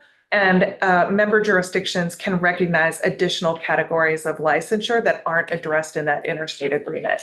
So the interstate agreement also differently has a separate definition for teachers. So, really not sure about that specific concern by AOE, but you may hear more about that. And then the ECE3 credential, we heard a little bit about. I don't know if you Mainly that this is duplicative because the AOE does have an early childhood educator license, and we disagree that it's duplicative. One, if you hold an agency of education early childhood educator license, you would not need a license under this bill. But also, AOE does not have authority or capacity under the current system to take on licensing early childhood educators who do not provide universal pre-K. And that is a piece that we think should be overseen by the state. Just like the state believes that universal pre-K services, that, those essential hours that we have decided are important for every child, that's not all the hours that they're in childcare. And we think the care that they're receiving in those other hours should be overseen and should have individual accountability, just like those specific hours. Now, an early childhood educator licensed by AOE, could be providing the totality of the care, but that is not always what's happening. Sometimes that early childhood educator licensed by AOE is spending, set number of hours in this facility and then going to the next facility and providing it there and then going to the next facility. So we don't see this as duplicative. We see this as a dovetail program where the same standards, the same accountability is being done for the same workforce that's providing the same essential care, but that the AOE credential is for the purposes of universal pre-K, and the OPR early childhood educator would be for all other care.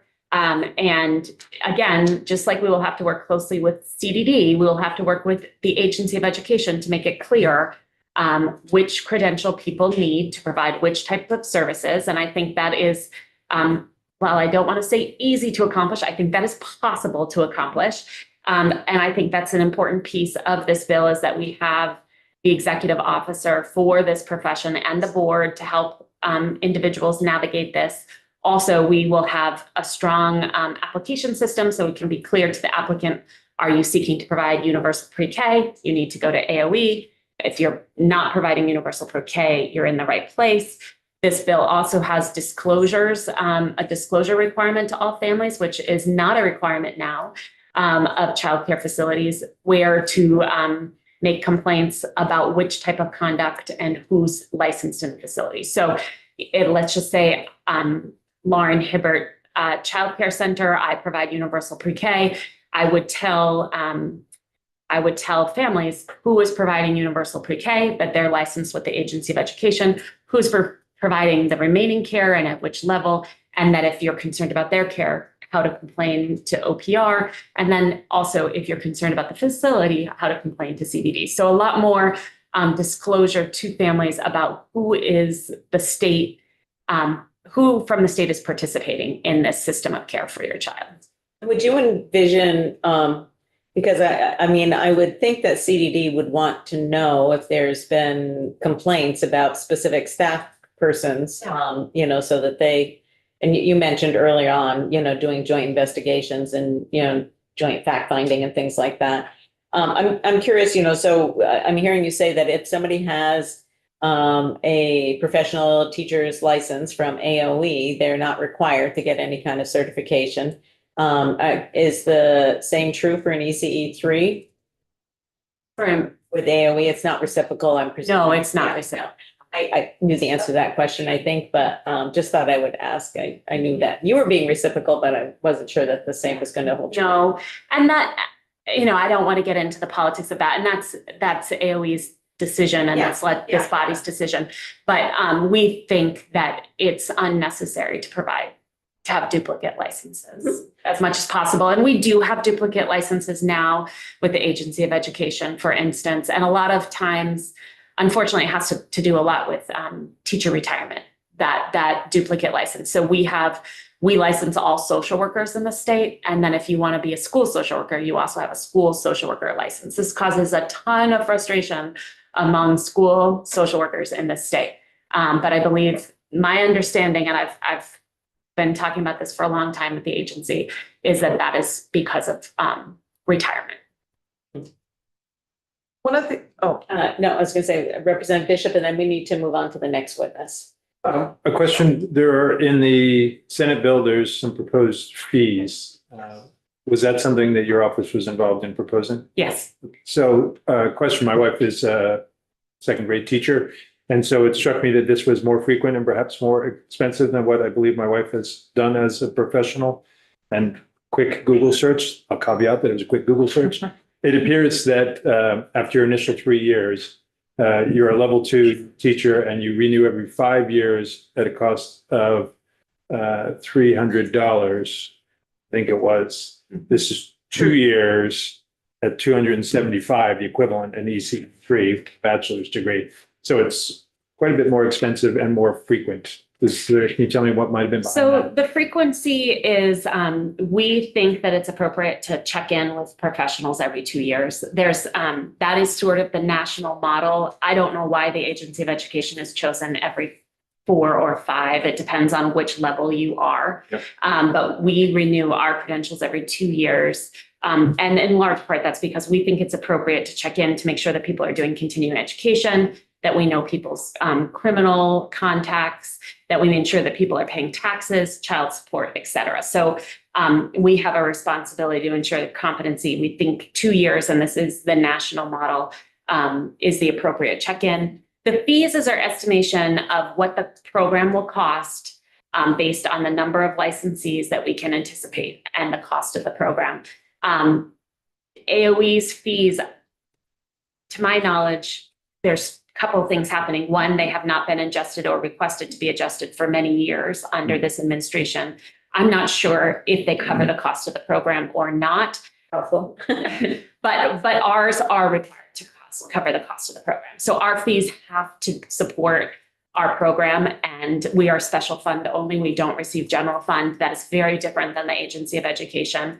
Something that we'd love to talk to this body about at some point, but that's where we are. And that is a key difference. between the two of us. Thank you. I do have another question about fees, but if we don't have time, we can. No, that's okay. I just want to make sure if you have any last points that you want to make before I allow one last question. We have 1,000. And I do have just one. There's not going to be any wrong door when somebody makes a complaint, either about a facility or a person or whatever's going on in childcare. So if we get a report about something and we're the wrong agency, we're going to talk to AOE, we're going to talk to CDD. We work with our state partners very well and we enjoy that work. So no wrong door. Thank you. Go ahead, Representative. Sure. Mine piggybacks sort of off of Rep Bishop's question, but also thinking about how fees are decided for the incrementally higher levels of certification, basically. Is there more like administrative labor involved in needing to? Yeah, well, there's a couple of things that we're trying to balance. One, yes, more qualifications means additional review. And generally, as people's qualifications increase, their independence increases, which makes investigating those complaints more complicated. So the difference between investigating an LNA case versus an APRN case is very different, the complexity of investigation. That we anticipate that will be true here.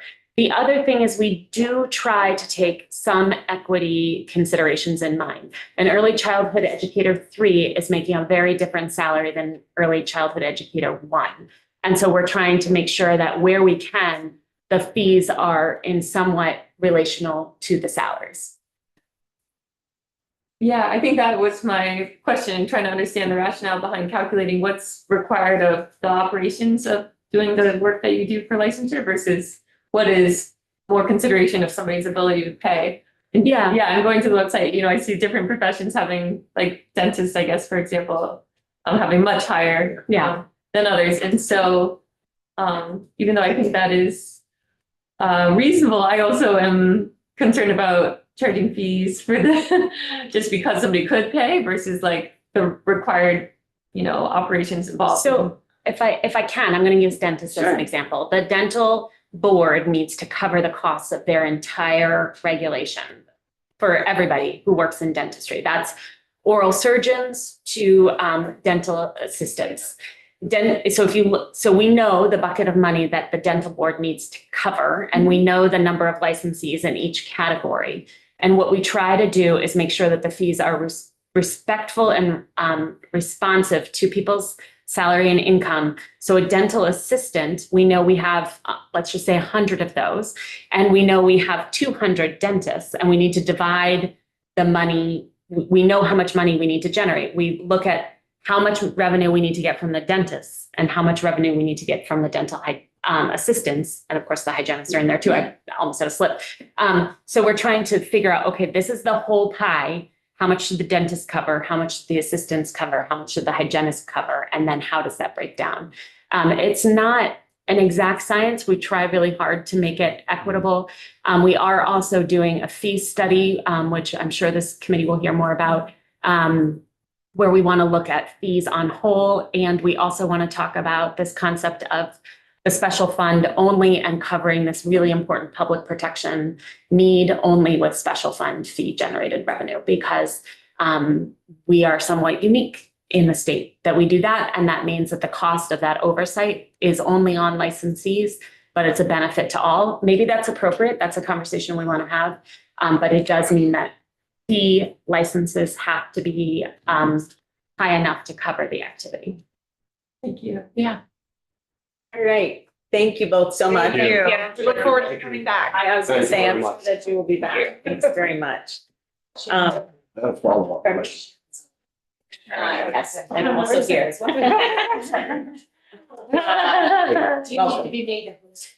Oh, I do need to share my screen. Yeah, that's thank you.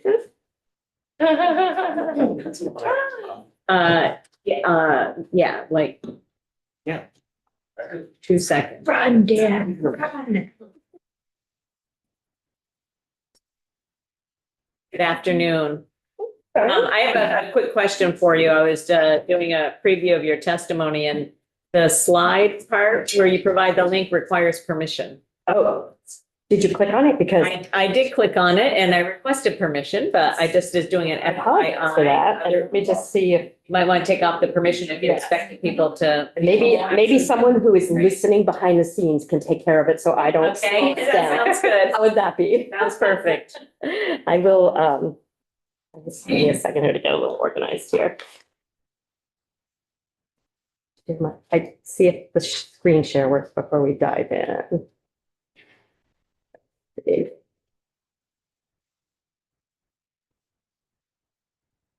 I always get a little fumble. There we go.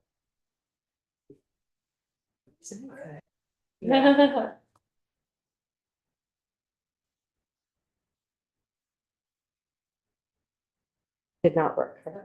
I pressed on the link and it just says you need access. Yes, and from my, it's from the report.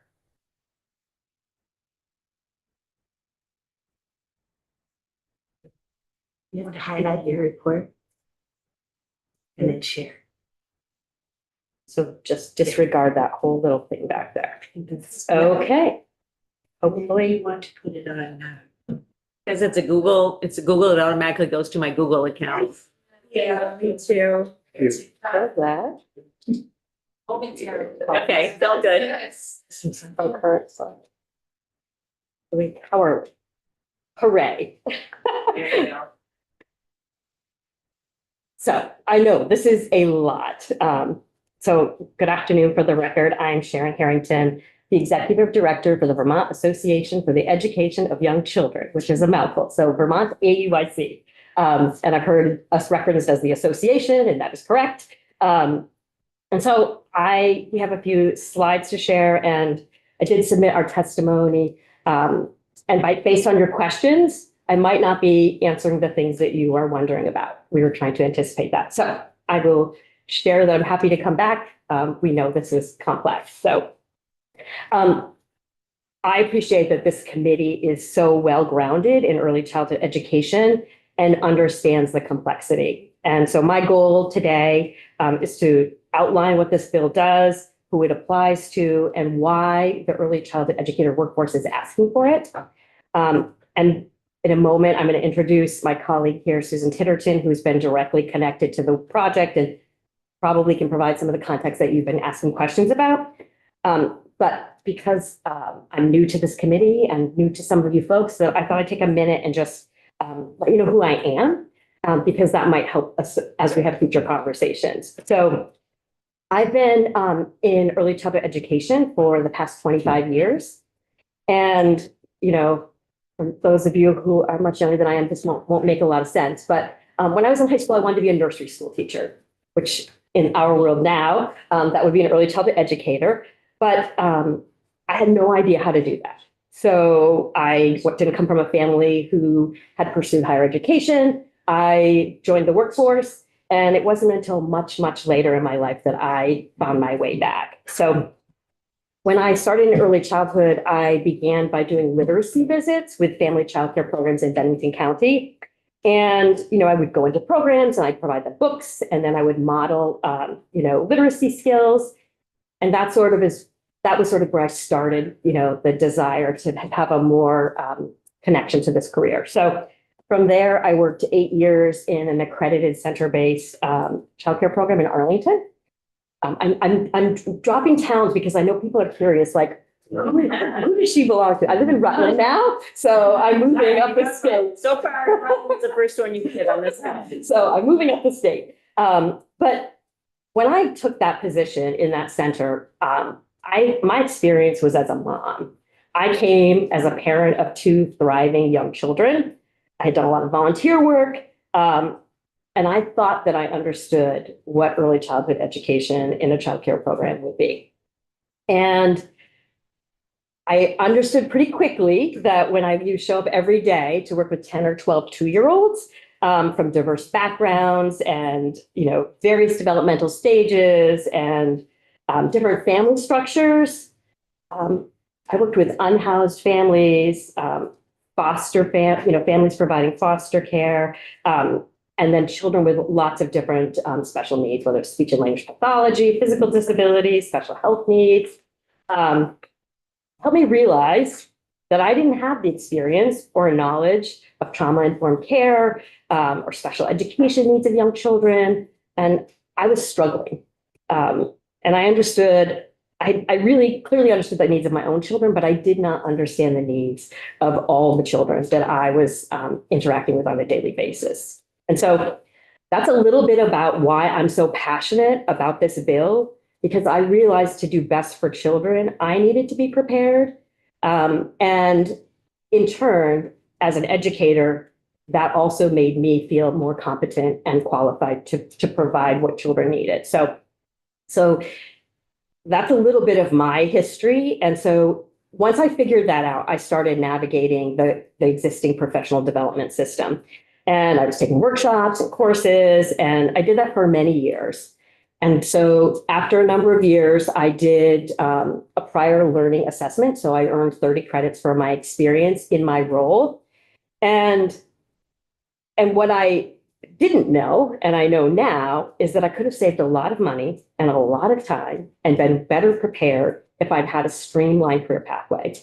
And so when I graduated with my bachelor's degree, I had 290 credits instead of the 120, and a lot of student debt. And I spent a lot of time, and I was working full-time student on an accelerated program. So I just shared that that's what's happening now. So while working in that program, I advanced to become a lead educator in a classroom. I had 2 assistant teachers because when you work with 2-year-olds, they don't have a lot of self-help skills, and your day is busy and you literally cannot take your eyes off of anyone. So you're helping them with every little thing. And the most exciting thing is a year later, they leave as preschoolers. They can usually dress themselves. They know their colors. They recognize patterns. Many of them recognize their name in print. It is the most incredible time to watch the development of young children. It's my favorite. And that is that window between 2 and 3. And it's also the busiest time because you're watching them absorb everything. And so as a lead educator in a classroom, what I experienced was a revolving door of assistance.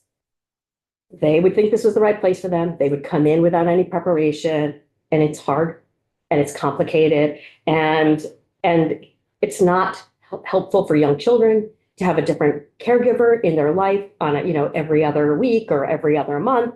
And so I had constant turnover in those assistant roles. And that was 20 years ago. And that's still true today. So, I left center-based care and started working at a parent-child center as a resource and referral specialist, helping families find childcare, offering professional development workshops. And you can imagine finding childcare was a lot more difficult then than it is now. And I spent another 8 years after that working with a team covering the 5 southern counties of the state, offering mentoring and technical assistance and grant making. So I know that rural childcare is something that has come up in other committees, and I just want to share that, when I talk about, the rural needs in the state of Vermont, I personally have a good sense of that landscape. And now in my current role at Vermont AUIC, we have staff with boots on the ground in every corner of the state now. So we have a constant feedback loop about what's happening in programs. And so you're going to hear a lot of testimony about this bill. And I'm just going to encourage you to think about who will be impacted and the opportunity to shift the trend for early childhood educators feeling unprepared to meet the needs of children they are responsible for. We can see that OPR is incredible. They have done their own unbiased research, and I think they've made a strong case about why this is so important for the well-being of young children through their analysis. And in my experience, this is also about the well-being and sustainability of our early childhood educator workforce. You can tell I'm pretty passionate about this, and I believe that addressing this is long overdue. So I'm going to shift to my prepared testimony, and we'll share a little bit of data. It might not be all the data you're looking for, but there are some new reports that, if you haven't seen, that will answer some of your questions specifically about the workforce, and the trends that we see, the positive things that are already happening with Act 76. So I really do appreciate this time. And for those of you who are not familiar with our organization, Vermont AUIC is a nonprofit organization, and it's the largest membership organization and advocacy organization for early childhood educators in Vermont. And we are the state affiliate of the National Association for the Education of Young Children. And you heard reference to the standards and the competencies, which are tied to NAEYC, the other acronym that we keep dropping the alphabet soup. And so as a national organization, NAEYC's role is to promote high quality early learning for each and every child birth through age 8 by connecting practice, policy, and research. And in Vermont, our organization works to advance equity and excellence in early childhood education with our vision that Vermont's children thrive and realize their true promise in supportive communities.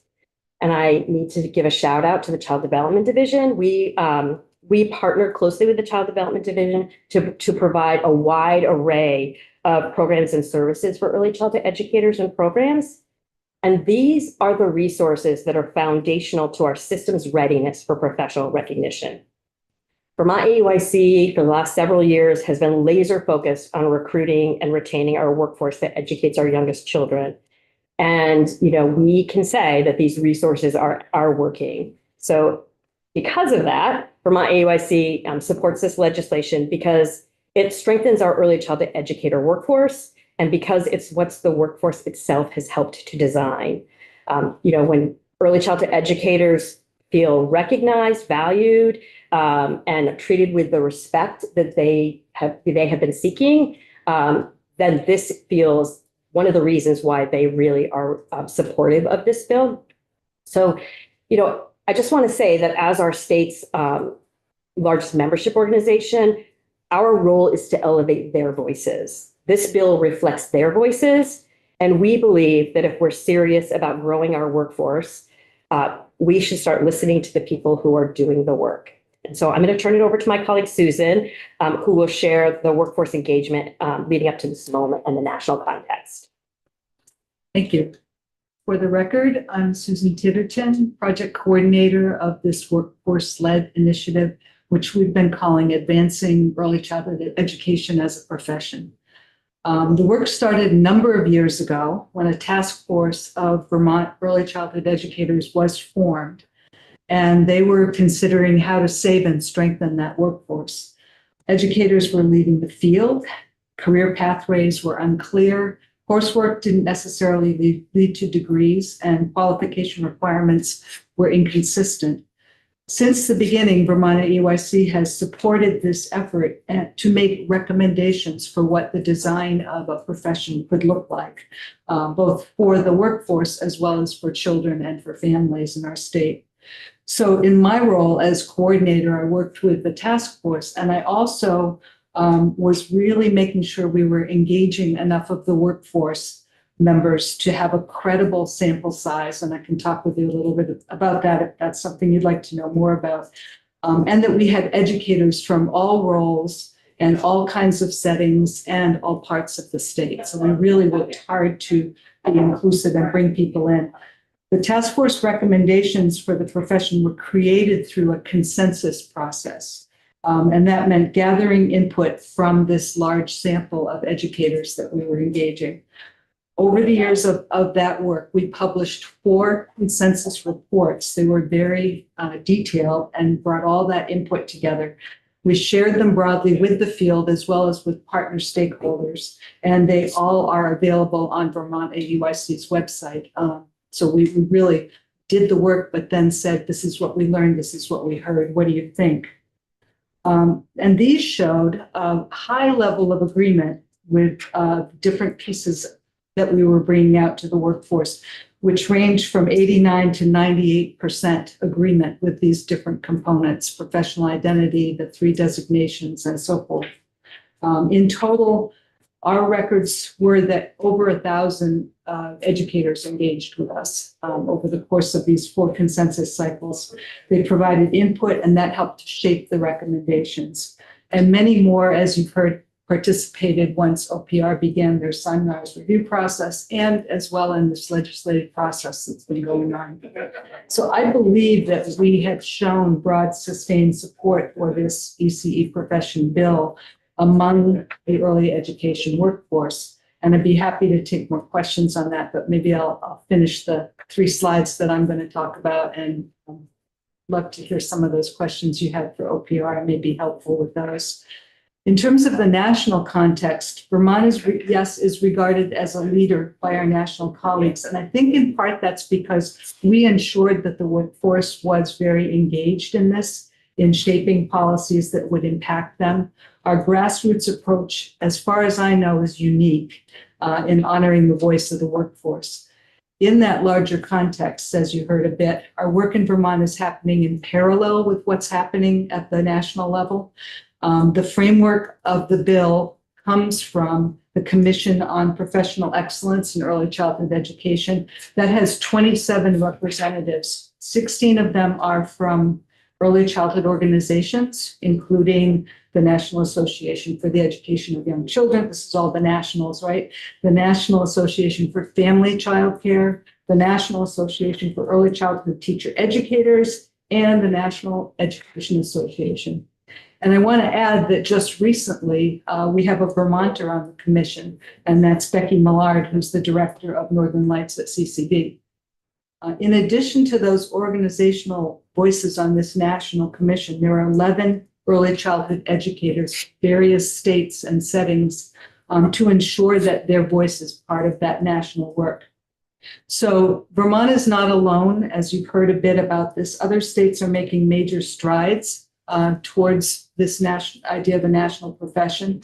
And they're now considering ways that they could strengthen childcare in their states. And some of them are asking for our playbook. We've recently been in touch with New York and Delaware, and there have been others who are saying, help us to inform our next steps in this work. And as we talk with other states, we highlight that while Vermont was moving forward in making historic investments in early childhood education through Act 76, the workforce was at the same time designing what accountability and professional standards could look like. So these things, even though that was more behind the scenes, these things were happening. In terms of workforce engagement, the bill is a direct result of the years of workforce engagement that we were committed to. We kept using the term "nothing about us without us," and that idea that people really need to be engaged in these kinds of changes. Our engagement was so thorough that the Office of Professional Regulation, I believe, not only determined licensure was necessary to protect public safety, but they did wind up eventually closely aligning with many of the recommendations that we had put in our Sunrise Review. So when I say workforce engagement, I'm really stressing that this was not just a top-down regulation being imposed upon the workforce. It's been informed by and most impacted by the most impacted stakeholders all along. And that's important for a bunch of reasons. One of them is our current childcare workforce is familiar with our current childcare system. So they had informed opinions about each piece of it. And the system, some people like to compare, I don't know if this is an apt comparison, but some people compare them to an old Vermont farmhouse, where over the years you make changes to the farmhouse and some of them eventually may look like they're duplicating something. Other doors may not go where you think they were supposed to go, but the system's kind of evolved in that way perhaps. And what we think this workforce initiative does is design a more central system that we could bring to OPR and then they to the legislature, to say, here's what we think will work better for all of us. Childcare investments in recent years, especially Act 76, have changed what's possible and what's expected. And thank you to the childcare champions who helped to make that possible. And while what major investments in Act 76 and 45 mean is that the workforce has capacity to plan for their futures and not just get through the day. Since Act 76, the regulated childcare workforce has increased by 8.5%. And the number of educators with a degree has grown over 22%. just since Act 76. That tells us something important, which is when we invest and create pathways, the workforce responds. The system is already getting ready for this transition. Preparation programs are being aligned across the professional designations. More current educators are pursuing coursework and degrees, and aspiring future early childhood educators are expecting licensure. There's support for the bill because it simplifies and clarifies the complexities that have existed for years. One other thing I want to make sure that you're aware of, and this is in the name of workforce engagement, just recently there was an op-ed published by 16 family and child care home owners from throughout Vermont. And I know that we've heard from outside groups who've been talking about how regulations harm family child care, and as a result, rural Vermont. These actual family child care owners in rural Vermont have a different perspective. So if you want to know how the bill will impact them, please listen to and take a look at that piece that they shared out publicly just recently. So I'm going to hand it back over to Sharon here, and maybe we'll do questions later, whatever is your Whatever pleasure. works best for you. Thank you, Susan. Yep. So before I transition to the next topic, I just wanted to acknowledge one of the things that we know nationally is that there's a 30% turnover rate in the workforce for early childhood educators. So and I say that because you may hear from people who didn't know this was happening. And so part of that is due to this churn of the workforce. And so what I want to acknowledge is that throughout, this has been almost a decade in the works, this particular project. And so they have posted ongoing engagement opportunities throughout that process. And last session, once a bill was presented, OPR came to Senate Government Operations, I think, we began hosting regular roundtable conversations and have continued to do that throughout both legislative sessions, inviting anyone who had questions about what the bill was, understanding what the transition would look like. And so I wanted to just share that those voices at the table who expressed curiosity, questions, excitement, and concerns has really shaped the amendments that are in the current bill. And so one of the things that we've noticed is that folks who were unaware and their first reaction is fear. And because they don't have the information, when they're fully grounded in the supports, the transition timeline, which is very, very generous, and the why, their perspective changes. And some of those folks, there's off the top of my mind, I can think of someone very specifically who provided testimony in opposition last session about this bill, is now advocating for this. So I think that if people come to you with questions, we want to hear from them, because that's how we know what resources and supports are missing or that they think are needed. So when I say that we're here to elevate voices from the workforce, it's all voices, not just those that are supportive of it. So this is what I have heard you reference a few times, and we've heard it before. So the question is about cost.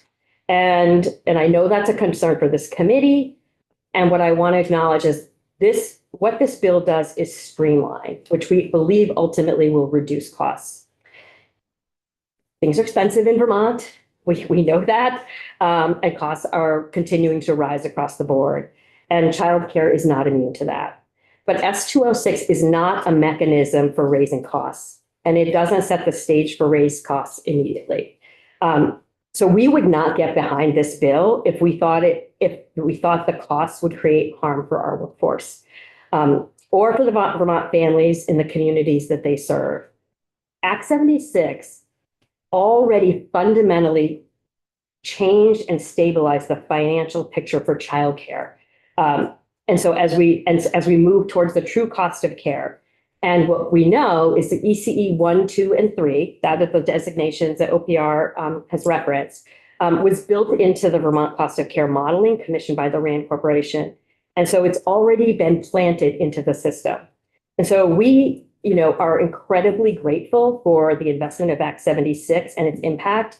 And we are fully aware of the childcare contribution in every paycheck. that's being invested by Vermonters, and we're not here to ask for more. But what we know is in the absence of licensure, Vermont and the national pay for lots of workarounds to ensure some kind of accountability is expensive. And so when we don't have professional standards and competencies, we pay for it in other ways to regulate our workforce from the sides. And that sounds a little bit like your farmhouse analogy. So what we're currently trying to do is regulate the individual through the program. And so a system that centers individual preparation and accountability can streamline this. This bill gives us the frame so we can start to begin peeling off some of the layered regulations. And the other piece that I hear concern about is the cost to the workforce. And that the cost to the workforce that is not covered is specifically the licensing fee, which I heard come up a couple of times. And so we've looked into this, and there are some places that we think that could offset that cost. And we're actually already working with on outside funding. So when we began this work, we made a pledge not to advocate for additional costs or fees that weren't unwound somewhere else.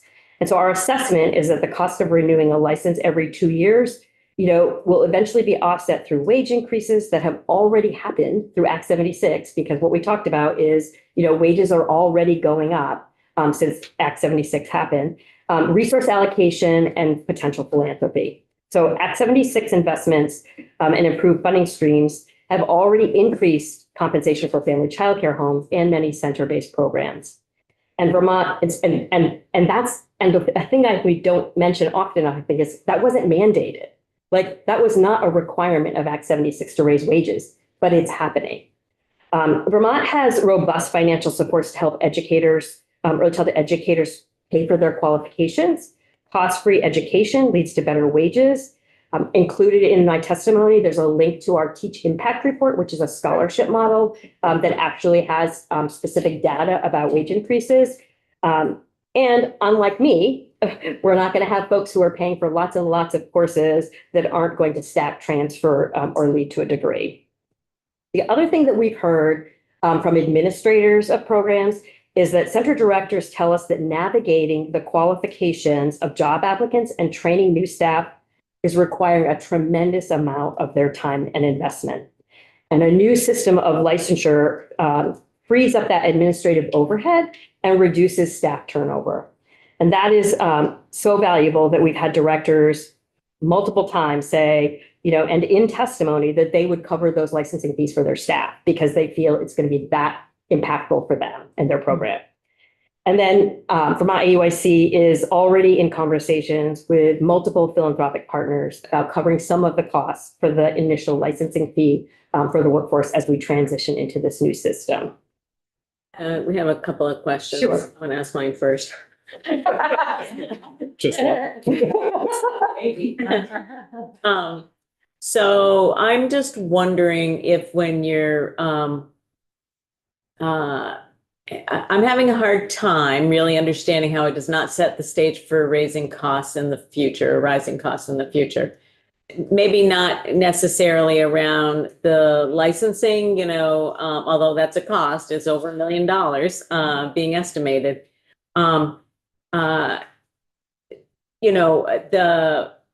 We have expectations over time that salaries increase. I mean, that was part of the impetus for raising or doing Act 76 and all of the things that go with it and the professional development that we funded and all of that kind of stuff. So I'm similarly as in school districts, when somebody improves their educational status, they get a raise. And then if they go up another step, then they get another raise, and they go up a third step and then they get another raise. And so I'm having a hard time understanding how this is not going to raise the cost of childcare in the future. Yeah, it's a fair question, and we don't know, right? I mean, I think that one of the things that I would imagine, not having been a part of building Act 76 in the way that you all did, is that, over time, you will revisit those childcare financial assistance rates and make decisions based on that scale. What I am saying is that already the investment that we have now is raising wages. So this is not an immediate request to increase wages. And it's interesting that like logically it makes sense that people would get increases, but that's not what's happening. Like one of the things that's happening now is that, you know, the roles and responsibilities and scope of practice and preparation are inconsistent.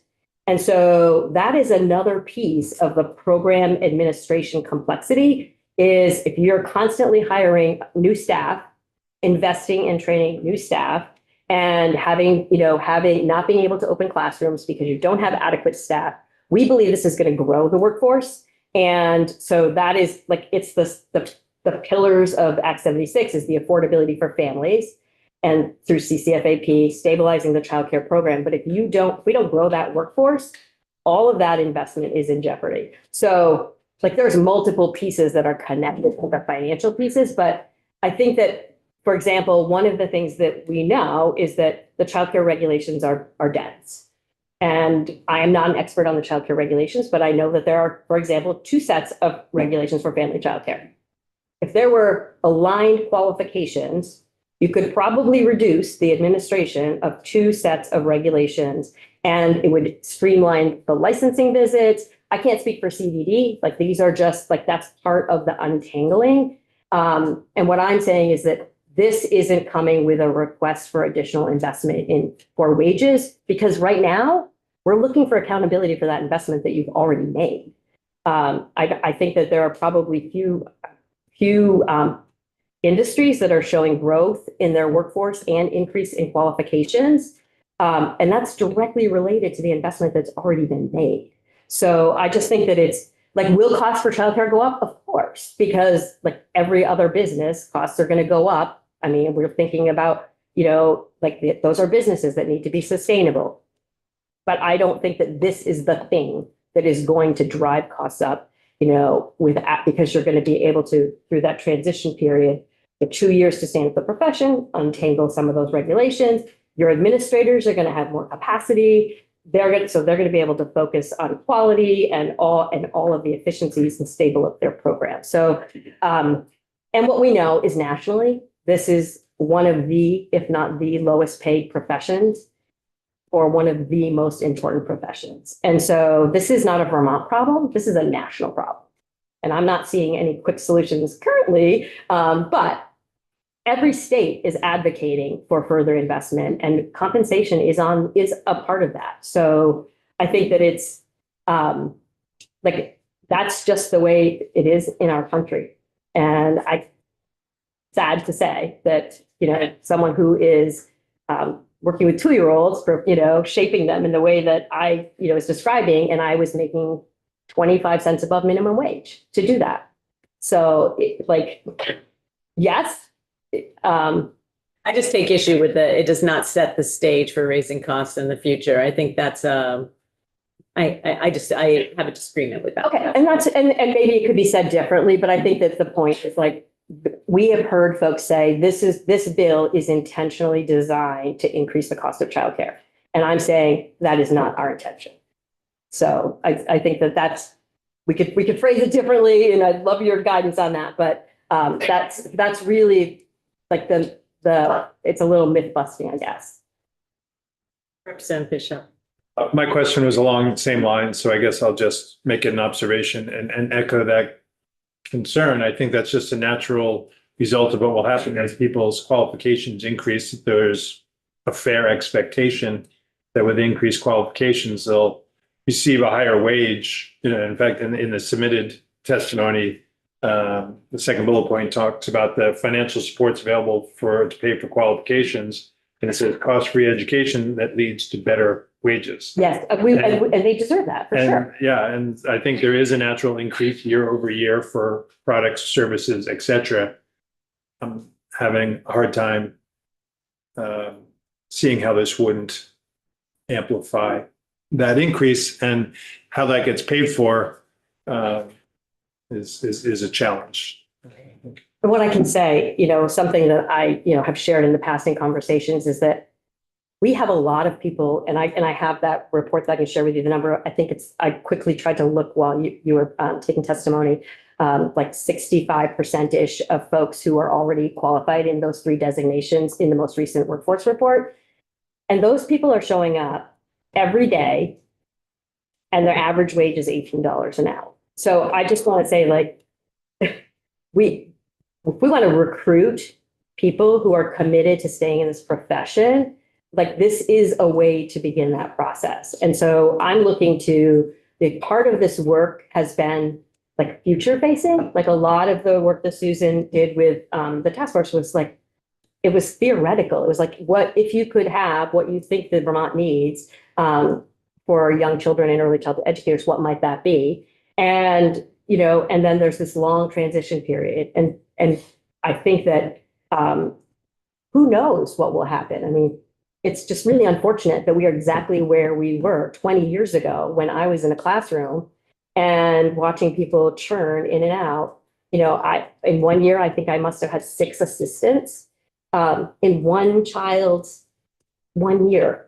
So you know, I hear you, and I am a taxpayer too. Like, I hear you. I'm not looking to advocate for increasing taxes. But what I am saying is, like, this is long overdue. And if we want to stabilize and continue to grow the early childhood educator workforce, this could be a path to do that. And I guess there's a question or concern in my mind that as we grow, particularly with the ECE 3, if there isn't a path forward to figure out how wages can be increased, the incentive seems to be that if you're going to go to that level of qualification, why not go the AOE path and be an early childhood educator in a public school system where your pay will be more commensurate with the qualifications? And what impact does that then have on our mixed delivery system? That's our world now. Yeah. And I think you'll hear testimony from folks who have AOE licenses who choose to work with young children. But might we be accelerating it? If more people at the ECE 3 will be closer to that decision. Well, right now, you know, the growth in our ECE, you know, what would be our ECE 3 has been an opportunity for private programs to partner on universal pre-K. And so that's already been in motion for a number of years. So, and that's part of the reason we have many people who already meet the qualifications, is because this is a shift, but it's not a huge shift. You know, it's also like validating the work for anyone working with infants and toddlers and anyone in private programs who are not partnering for universal pre-K. Representative McGuire. Complicated. I hear you.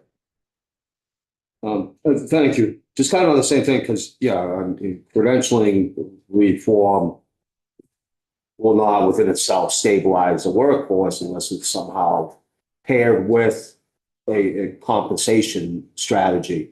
And off of what was going there, currently right now, the compensation levels, are they sufficient enough to retain staff who meet the licensure requirements within this bill?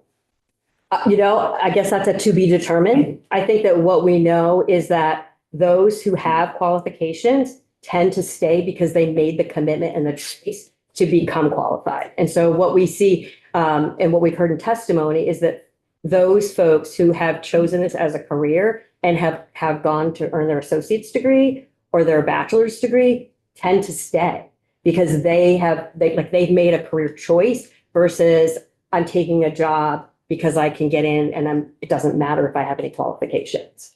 And my question to that is coming off of really this report here on page 16, in which was mentioning the average salary for such a teacher, $39,000, which is far lower than the average salary, $54,000 for a Vermont kindergarten teacher. This can make it difficult for early childhood educators to remain in the field.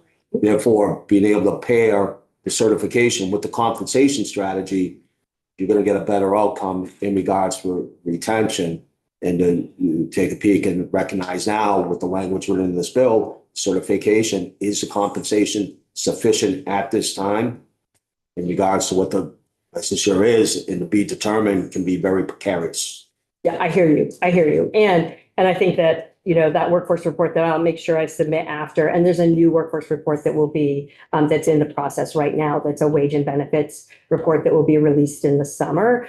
Will give us a more updated information. I think that what we are hearing is that programs that have used their increased revenue through Act 76 are investing in compensation. And, you know, and some programs have high qualifications like Head Start already requires an EC3. So there are concerns for sure, but this is actually creating a more streamlined and accountability measure for some of those things that are already happening. No, I agree. I'm all licensure. That's not anything concern. It's the other pieces, you know, obviously you don't want to see licensure advance faster than pay reform. Mm-hmm. Yeah. And I mean, and this is honestly one of the things that it's a little sad, I guess, is that we hear so much from early childhood educators that, like, I choose to do this work even though I'm not being paid, you know, a comparable wage, but it's what I choose to do. It's my service to children. It's what I choose to do. And if I could just get some respect and be valued for the work that I do and the education that I bring to this, that means a lot to me. So while we're really focused on compensation, and absolutely, there was a lot of early childhood educators who would choose to be working with young children but can't afford to stay because of the compensation, like that is a national problem. And we also have people who figure out ways to continue to stay because this is what they choose to do with their life. So I wish, you know, it was easy that we could, you know, magically resolve this issue, but there are, you know, all across the country, there are lots and lots of groups and organizations that are focusing on how to focus, you know, how to increase wages and compensation so that it is in parity with public education. Mm-hmm. Because that is, and we know, like, that's very costly, and we are not, that's not the intention of what I was saying, is that's not what we're looking for. Oh, no, I didn't know it was intended that at all. No. So like, yes, no, keep going, because I'm also, I want Anna to have some time. yes. Thanks, Anna. So OPR gave you a little overview of the bill. I'm not going to go into this in much detail, but this is a visual that we created to show how it fills the gaps in the system and who is included and who isn't included. And what we wanted to acknowledge that this fills the gap, and it's especially important for family child care educators because the current system makes it harder, not easier for these businesses, small businesses, to grow. And so this creates clearer and more flexible pathways and career mobility. So currently, you know, the family child care programs, their qualifications are lower. And so if this would allow them to have career mobility, like when their life circumstances change, they might work in a center when their children are, you know, older, if they can go back and forth, which is what we see happens with the workforce. And so we know, we've talked about a little bit about universal pre-K and who isn't included in this. And I just want to say again, no one's asking for more regulation for the sake of regulation. We're just looking for the right regulation and a role for early childhood educators in the creation of that regulation. So one of the things that Lauren and Jen shared was the governing board of early childhood educators with expertise specific to this field. And we believe that that is a really important piece of the governance. And that's one of the things that we think is really powerful. And so we've talked a little bit about the value of clear career pathways to strengthen the workforce, to recruit and retain, and the clear expectations and shared standards and professional recognition. And so one of the things that this does is it creates clear scopes of practice, which I referenced earlier, so that directors, you know, actually know who's qualified to do what particular work. And so what we know is that the lack of clear career pathways, that confusion drives people out of the field. I mean, it's one of, you know, that's one of the pieces, trying to understand how to get to where I need to go. And so we do believe that this is going to help the public better understand the qualifications, and it's also going to help those who are working in programs to feel the recognition and have trust in their competencies. So I'm trying to breathe through a little bit because I want to share a good story here. So one of the things that we can share is that we have seen what happens when early childhood educators have access to clear pathways and support. And so this is the story of Vicki Gratton. She's an early childhood educator in Franklin County who started by taking care of her neighbors' children. Then she opened a registered home program and realized that this was her calling. And so Vermont AUIC, with the support of the Child Development Division, administers the Teach Early Childhood Scholarship Program, which helps early childhood educators earn their degree while continuing to work. And Vicki was one of those educators. And as she put it, Teach made my dream possible. The longer I take classes, the more I want to learn to provide children with a safe, loving, and positive learning environment. And this is what it looks like for her community. So Vicki and Michelle Marchant Sheldon, who also ran a family child care program, leveraged their qualifications to access grants and resources to open Swanton's first childcare center, Spark Academy, which tripled the childcare capacity and created new early childhood educator jobs. 6 months later, they opened Baby Spark, an infant and toddler center to serve even more families in their community.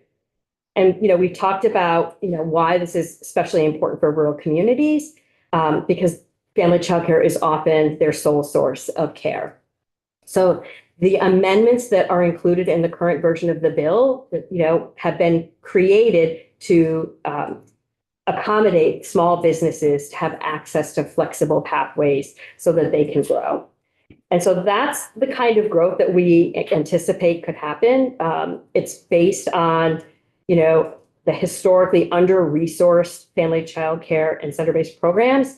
And, you know, there's a family child care owner, Chris Nelson, who provided testimony previously, and she wrote, "Quality doesn't happen on the door you walk into." And so she's saying it's, you know, the person who is in that door, whether it's a center or family child care, that is an important piece of this. So Vicki is a driven person who took advantage of the resources to grow and meet her rural community needs.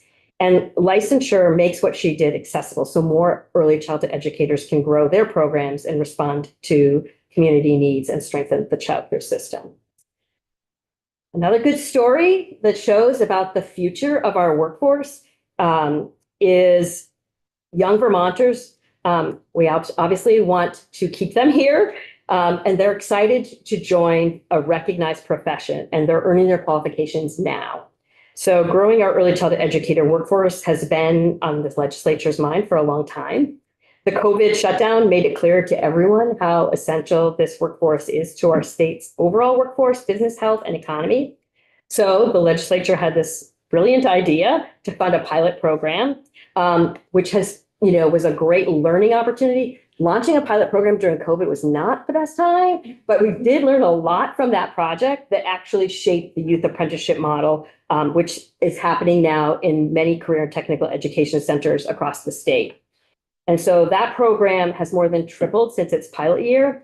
And the way that is structured is youth apprentices get paid work experience in their community childcare programs. It's often a training ground for future employment. And they graduate high school with transferable college credits. So 3/4 of last year's youth apprentices received summer or permanent job offers from those sponsored programs. And, you know, those programs really appreciate having the opportunity to train their staff the way they want them to be. And so this is another way that we're growing and connecting people to the field. And we have, you know, some of those instructors talking about, like, this is going to be a recognized profession. Like, this is what you are coming into. So a former youth apprentice, Alora Zargo, who is now a freshman at UVM, she provided testimony during the OPR hearings. She's provided testimony to committees.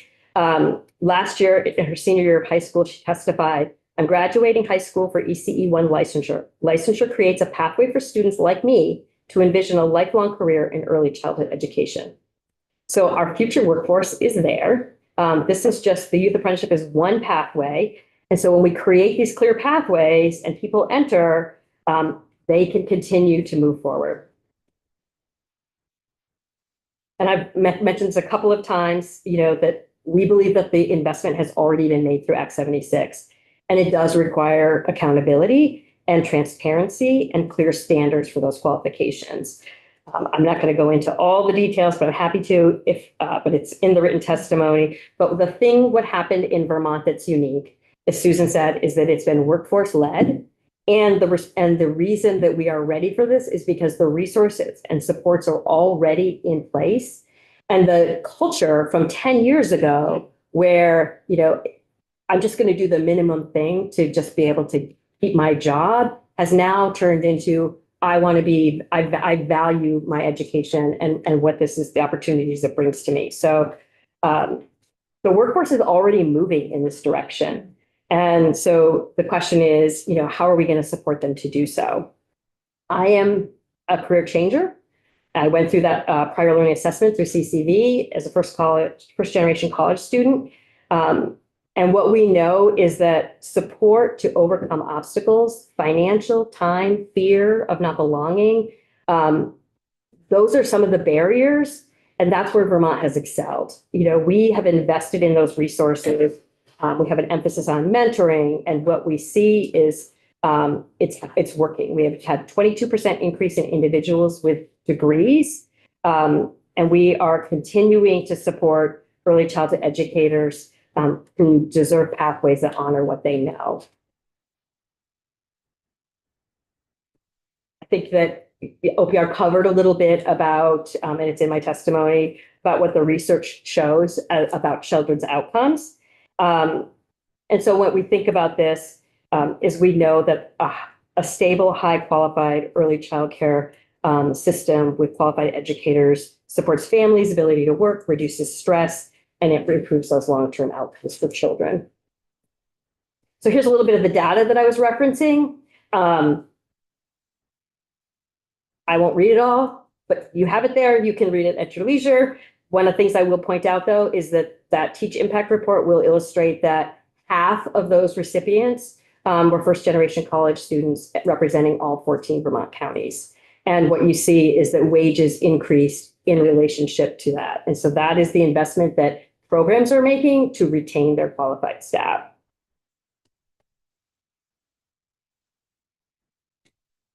So that was a lot. And I'm just going to end where I began. The early childhood educator workforce is asking for this. This is, they make the choice to be there every day for children because that's their commitment. And they're asking for clear standards, professional recognition, and a system that will grow and strengthen this field. And so S206 is about simplifying a really complicated system, strengthening accountability for existing public investment, and supporting a workforce that Vermont families rely on every day. So I'm just going to say, I urge you to support it, and, happy to come back, have one-on-one conversations with anyone, gather up whatever data I can. One of the things that we know is, and I think OPR sort of inferred this, is that it's really difficult to find the data. It would be great to know how many ECE ones there are, so we would know what to build to help them get to an ECE2. But that's one of the complications of our system right now. Thank you very much, Thank both you. of you. Appreciate it. I appreciate all the time and energy and outreach that you've done to folks in the field and representing them through this process. Okay, thank you. Thank you. We're going to move to Anna now. Thank you for your patience, Anna.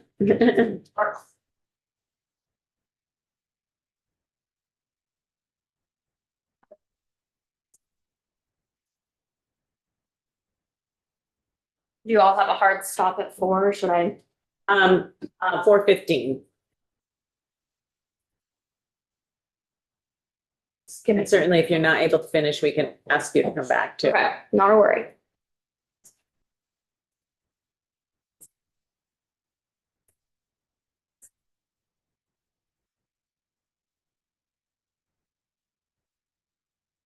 No, The this. sun on the back. Yeah, sun is nice, but it's getting a little warm in here. Yeah, yeah. Right on our back. Yeah. Roll thoughts. Yeah, right, today, yes. All right, I'm just joining the Zoom meeting so I can share my screen.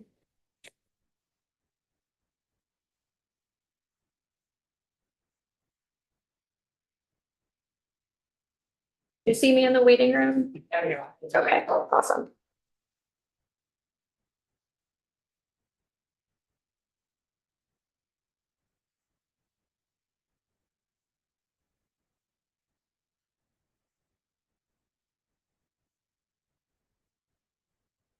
All right, we're seeing that. Awesome. Okay, thank you for your patience. A lot of things on one screen. It's good to be with you all. Anna Brulette, I'm the Policy and Program Director of Building Bright Futures. You all are quite familiar with our work, but usually see my colleague Morgan Crossman. She's on vacation this week, so I get the pleasure of joining you instead. You all have had a long afternoon already and heard quite a bit about this proposal, but I do just kind of want to provide from Building Bright Futures perspective, kind of some of the best kind of data and questions to be asking when you're thinking about what early childhood educator licensure would mean for the field in the system. So, Anna, I am going to ask you to move through any of the slides that talk about the organization, because we're familiar with the organization Absolutely. and what your charge is. absolutely. I am just really going to talk about the strategic plan because it connects to kind of my next point. So as you all know, Vermont has a new early childhood strategic plan. It is really kind of this comprehensive plan of plans that helps align agencies, partners, advocates across early childhood systems. So as you all know, Building Bright Futures focuses on more than just kind of early childhood education. We're really thinking about all of the systems and programs and services that support young children and their families holistically. So nearly 200 Vermonters contributed through conversations, letters, and it resulted in this plan that will guide our work as a state and as an organization for the next 5 years. So with that said, and just want to kind of reiterate, I know you all are familiar with Building Bright Futures role, but just want to make it clear that BBF doesn't actively support or oppose any specific bill. But I do want to call attention to kind of the strong alignment between the policy recommendation of the State Advisory Council Network this year related to early childhood education licensure and the goals of S206, as well as these kind of two parts on the slide here in the strategic plan that are well aligned with the goals of the bill that you all are considering today. So kind of getting more into what those goals are, I think that there are a lot of kind of areas where Building Bright Futures has heard from partners and from you all real areas of agreement and real kind of collective vision for what this looks like. I think we all agree that safe and high quality settings are a priority, that professional recognition matters and will move us kind of closer to a sustainable workforce, that clear pathways and defined expectations, as you just heard from Sharon, are really critical. The individual accountability has a real kind of appeal, especially kind of thinking about the significant public investment that we've made as a state in early childhood education, that families deserve clarity and transparency, and that it's critical to support our existing workforce, which you all have heard as well, and to keep thinking about what policy levers will improve access for families. I call attention to these in part because these are exactly the sort of outcomes that we continue to monitor in Building Bright Futures' role in monitoring Act 76 and the success that, like my colleagues earlier have already highlighted, we've already seen a lot of great progress because of the public investment that Vermont has really led the country in making in childcare. Those goals are also really central to the strategic plan. And I think that they're goals that are really well aligned with what you are seeing proposed through S206 and through the work that OPR has done with the Sunrise Report. This I wanted to dig into a little bit more, and I'm glad that I prepared this slide, kind of hearing the conversation that occurred earlier. I think that there's been some really interesting testimony that has taken place in other committees and that you all will hear soon, that really takes Vermont data and Vermont system out of context. So, as your primary advisor on these issues, and really thinking about, the time that Vermont has spent learning a lot about high quality childcare systems and what it means to make data-driven decisions in that area, I want to make sure that I'm really clear about what we do and do not know based on that data. And one of the things I would just kind of start with is to challenge kind of the notion that we want childcare to be cheap. We don't want childcare to be cheap. We've made a lot of intentional policy decisions to ensure that it's a sustainable field. And I hear all of your concerns, and I understand the political context in which we sit, in which affordability is of grave concern. And I think thinking about the real benefits of raising wages for the workforce and raising qualifications that would result in ideally raised wages from my perspective is a little bit of a values proposition for you all, and just something to perhaps reconsider through a different lens. So another kind of important point here is that what families pay because of the policy decisions that Vermont has made and that many of you have been part of, the price that families pay or the cost that families have related to childcare is not at all, directly related anymore to the price of childcare. So there's a lot of national analysis that might put Vermont on, a really high, make Vermont look like childcare is really expensive here. We know that the story is a lot more nuanced and complex because of what we've done related to the childcare financial assistance. Well, and I just looked at, your policy brief that you sent out, maybe today or yesterday, something like that. And thank you for the links to that national data. And I actually took the initiative to contact one of the researchers and said, like, why are you presenting somewhat of a skewed picture? It's implying that the cost to the family is what they're representing. And it's not, they don't represent anything about the Child Care Financial Assistance Program. Exactly. And that very low income families don't pay anything for childcare in Vermont. So it's really irritating to see that misrepresented, frankly. Yes, I appreciate Do you folks contact researchers when you We do. Yeah, we're in discussion with some researchers who put out analysis. I think, childcare policy is a really complex area of research to communicate. As you all know, like many of you studied this issue for years before you kind of got to what exactly the levers we wanted to pull as a state were. So, there are people who would say like a price index, like a ranking of the prices of childcare across the country are meaningful. I don't think, given the decisions we've made, that's a meaningful indicator for us to think about. Yeah, I mean, there was no even footnotes about any of the states that offer financial assistance to families. And the comparison we make in the piece you're referencing is it's like thinking about, the bill that you're going to get at the hospital without thinking about health insurance. Right. And some people have it and other people don't. And it's just irritating. Agreed. So, you all understand kind of the nuances there. I think similarly, and I think that Sharon shared the sentiment, but, we can expect realistically that the cost of childcare in Vermont, like all other costs, will continue to increase. We also want to see the workforce be one in which people not only want to work, but can afford to stay in. And who, young people aren't, automatically not considering it because of the wages, right? Yeah. So again, I appreciate all the concerns that this proposal would lead to increased costs, and just want to encourage you to think a little bit broader.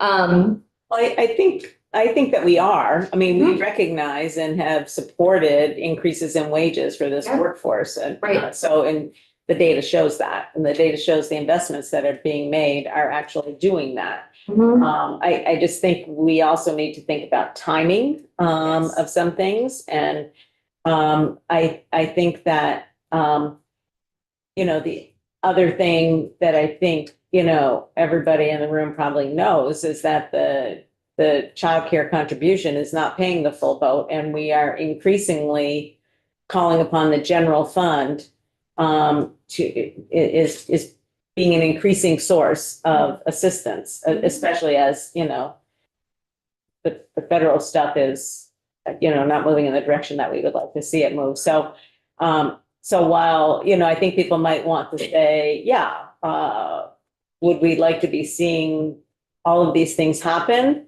I'm not sure we can, as a state, just to be honest, afford more general fund to go into the program than is already going into the program. I'm just trying to be transparent about that.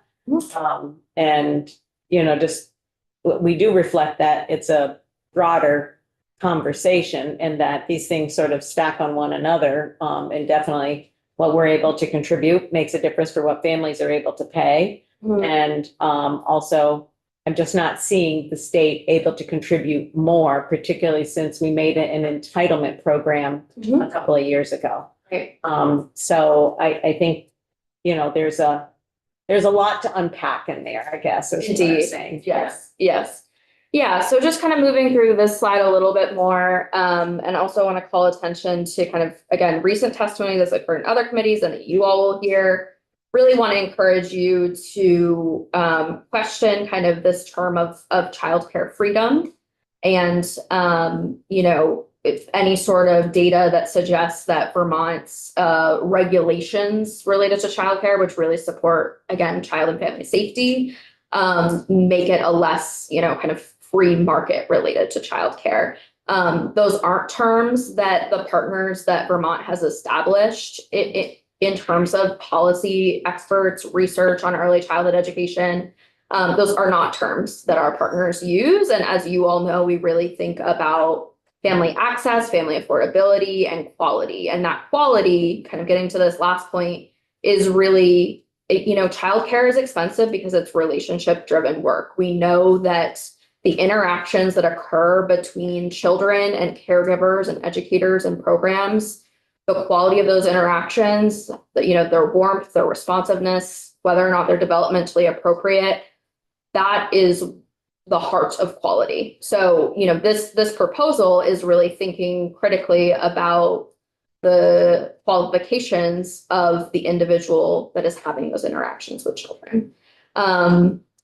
We want this work to be done by people who are well qualified, well supported, and well compensated, and who are doing this work and can afford to stay in it. Because those are the types of folks that are going to be providing the best quality care possible to our youngest and most vulnerable children. So just a couple of considerations, and I will leave plenty of time for questions. We urge the committee, and I've already seen kind of your lineup for the week, but we urge the committee to hear directly from the field. Like others have said, that this proposal and the kind of years of work that have led to it are really coming from questions and priorities of the field in terms of what it looks like to recognize the dedication, skills, and qualifications that they have. They also, as you all know, the system looks really differently today than it did even 5 or 10 years ago. So hearing from people navigating it right now should really be a priority, and is essential to getting implementation right. Like you noted, I think also thinking about, the timeline and a thoughtful transition is really important. I think that those are the right questions to ask. I think the standards themselves should be consistent across settings, but like has been discussed, there are really different things in terms of the capacity of different settings, namely family childcare homeowners, to come under compliance with new qualification requirements. So what does it look like to, and I think the current draft of the bill already kind of asks these questions and thinks about this with the kind of different pathways, but what does it look like to make sure that the qualifications are really responsive to different needs? And what does it look like to offer really good transition support? And I think you all are asking good questions about how to make sure that there's sufficient time and sufficient kind of financial resources that don't become a barrier.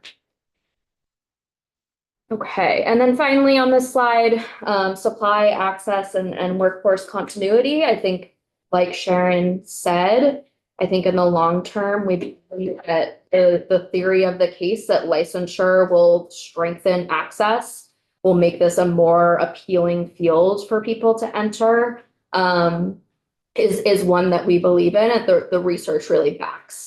That being said, I think in the interim, you all are doing the right kind of thinking about how to make sure that since supply and demand gaps continue to exist, particularly related to infant and toddler care, how are we making sure that that programs have what they need and are able to recruit and retain the workforce amidst this transition? And I think there's other kind of barriers that exist in the field that you all are familiar with, like the fingerprint supported background checks challenge that we've been navigating for quite some time now, that barriers like that are worth continuing to make sure that we address, so that they don't kind of become an additional factor in a transition like this. And when you talk about additional factors, I'm just wondering, has Building Bright Futures been tracking, I know you've been tracking pre-K, and I know the pre-K development grant. We're seeing a movement, and the reason I talk about pre-K is because these things are all interrelated when we talk about viability of the profession and the businesses and all of that. What we are seeing is more and more school districts engaging and applying for CCFAP, so that they become a more viable option for families, so that, parents don't, or guardians don't have to come pick up their child after 2 or 3 hours of pre-K and then move them to another setting. So we're seeing more and more school districts provide or proposing to their communities to provide essentially full day, full week care. And we are seeing, and we know that having private pre-K makes the infant and toddler sustainable in childcare. And so I guess what I am wondering out loud is whether or not the increases that we're seeing in school districts doing this over here, and we're seeing a higher proportion of families choosing public pre-K than was evident a few years ago. That all adds to the potential instability or raising the instability of our childcare, not only the workforce, but the businesses as they exist now. And so when y'all are being really supportive of this move, are you taking things like that into consideration? So the environment in which these businesses are operating. Yes, and I think that that's a good flag and a piece that will be important to continue to monitor. You pointed out that there's more kind of data work being done with the preschool development grant, because the kind of data that we have on where children are in pre-K, how much they're receiving, kind of transitions in the day that they might be experiencing between different types of programs, is not a current strength of ours.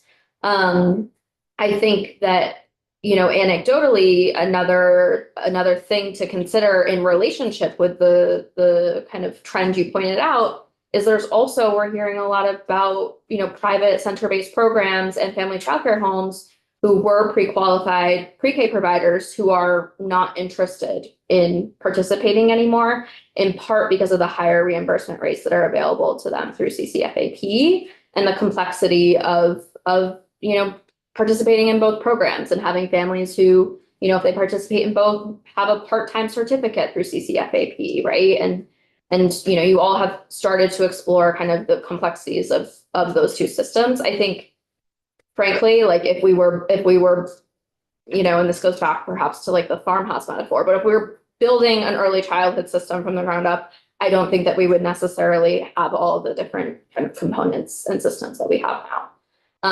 So that's something to consider. But I don't know that the kind of the shifting landscape in pre-K in terms of more children participating in, public schools necessarily changes how we would think about the importance of quality, across early childhood programs, including for infant.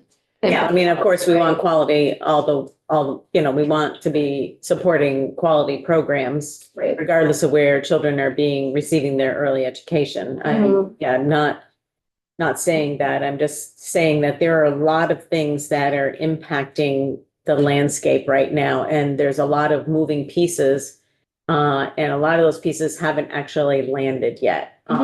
Pre-K being one of the big ones. Right. Thanks.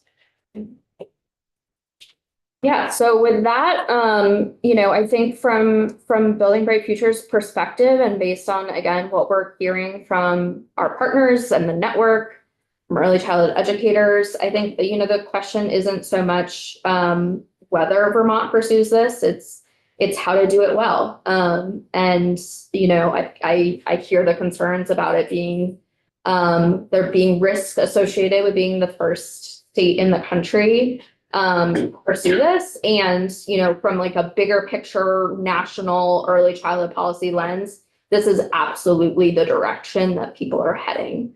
I understand that it's still scary to step out and be the first, but I just want to name like this is, again, like my partners at Vermont AYC said, like this is not an anomaly. This is not something crazy we're considering. This is the way of kind of high quality early childhood systems, moving into the future. So just encourage you all as you continue to hear testimony, and think about kind of the proposal in front of you. I think thinking about continuing to ask some of the questions you've asked today around, the transition timelines being realistic and being a good fit, regardless of kind of what setting you're thinking about.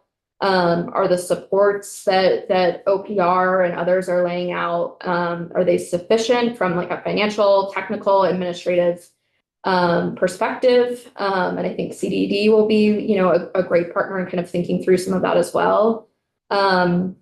Is workforce data being monitored in a way that will allow for course correction if needed? So I think you all have asked a lot of good questions about, what our current workforce makeup looks like. We certainly have kind of the most recent data from CDD that is on the workforce. They released it in January of this year. And it kind of looks at the workforce from 2022 to 2024. So I think it's probably a little bit more recent than what you all found and what's in the OPR report. But just, thinking about what systems we have in place to continue to monitor the workforce as a proposal like this is implemented. I think there are ways, similar conversations like you all were having related to pre-K. How are we checking up along the way when we're making a big policy change? So that, that pretty much wraps it up. I'm happy to answer any questions and, would encourage you all to reach out as you hear testimony from other or new partners, just because we're happy to be a resource about the best and most high quality data. Thank you. Thank you, Anna. Questions for Anna? We really appreciate, BBF being excuse me, allergies are setting in. A reliable source of information. And that's something in some of the other work that we do in this committee that we frankly don't have. And it's independent, which is also good. And it's helps us, tremendously in sort of setting forth future path and then evaluating whether or not the path that we set out on is achieving what we thought we, were doing. So, I wish we had sort of a similar BBF in each one of our major areas would be, fantastic. But we don't. So we'll be grateful for the one we have. Project for another day. I know, right? Any questions or comments for Anna? Okay, awesome. You helped us get back on time. Good. How about it? It's that. Thank you. All right, appreciate that very much. So tomorrow, folks, we are going to focus in on totally different topics. Tomorrow, we're doing S193 forensic facility. We're going to be hearing from the outreach director at Green Mountain Self Advocates, an individual with autism who speaks for individuals with developmental and intellectual disabilities. And then we'll be spending most of the day on tobacco after that on S198. And then we're back on 206 on Thursday. So thank you all. And we're all done, Linda. Oh, just before we, there have been some documents to come in while testimony was happening. So, take a look at the website, okay? Thanks. And you can find the fiscal note on this under, if you look up the bill and then you look under documents, we found it. 206? Yeah, That's what I went downstairs to do. you found it. Yeah, okay, there you go. Crazy.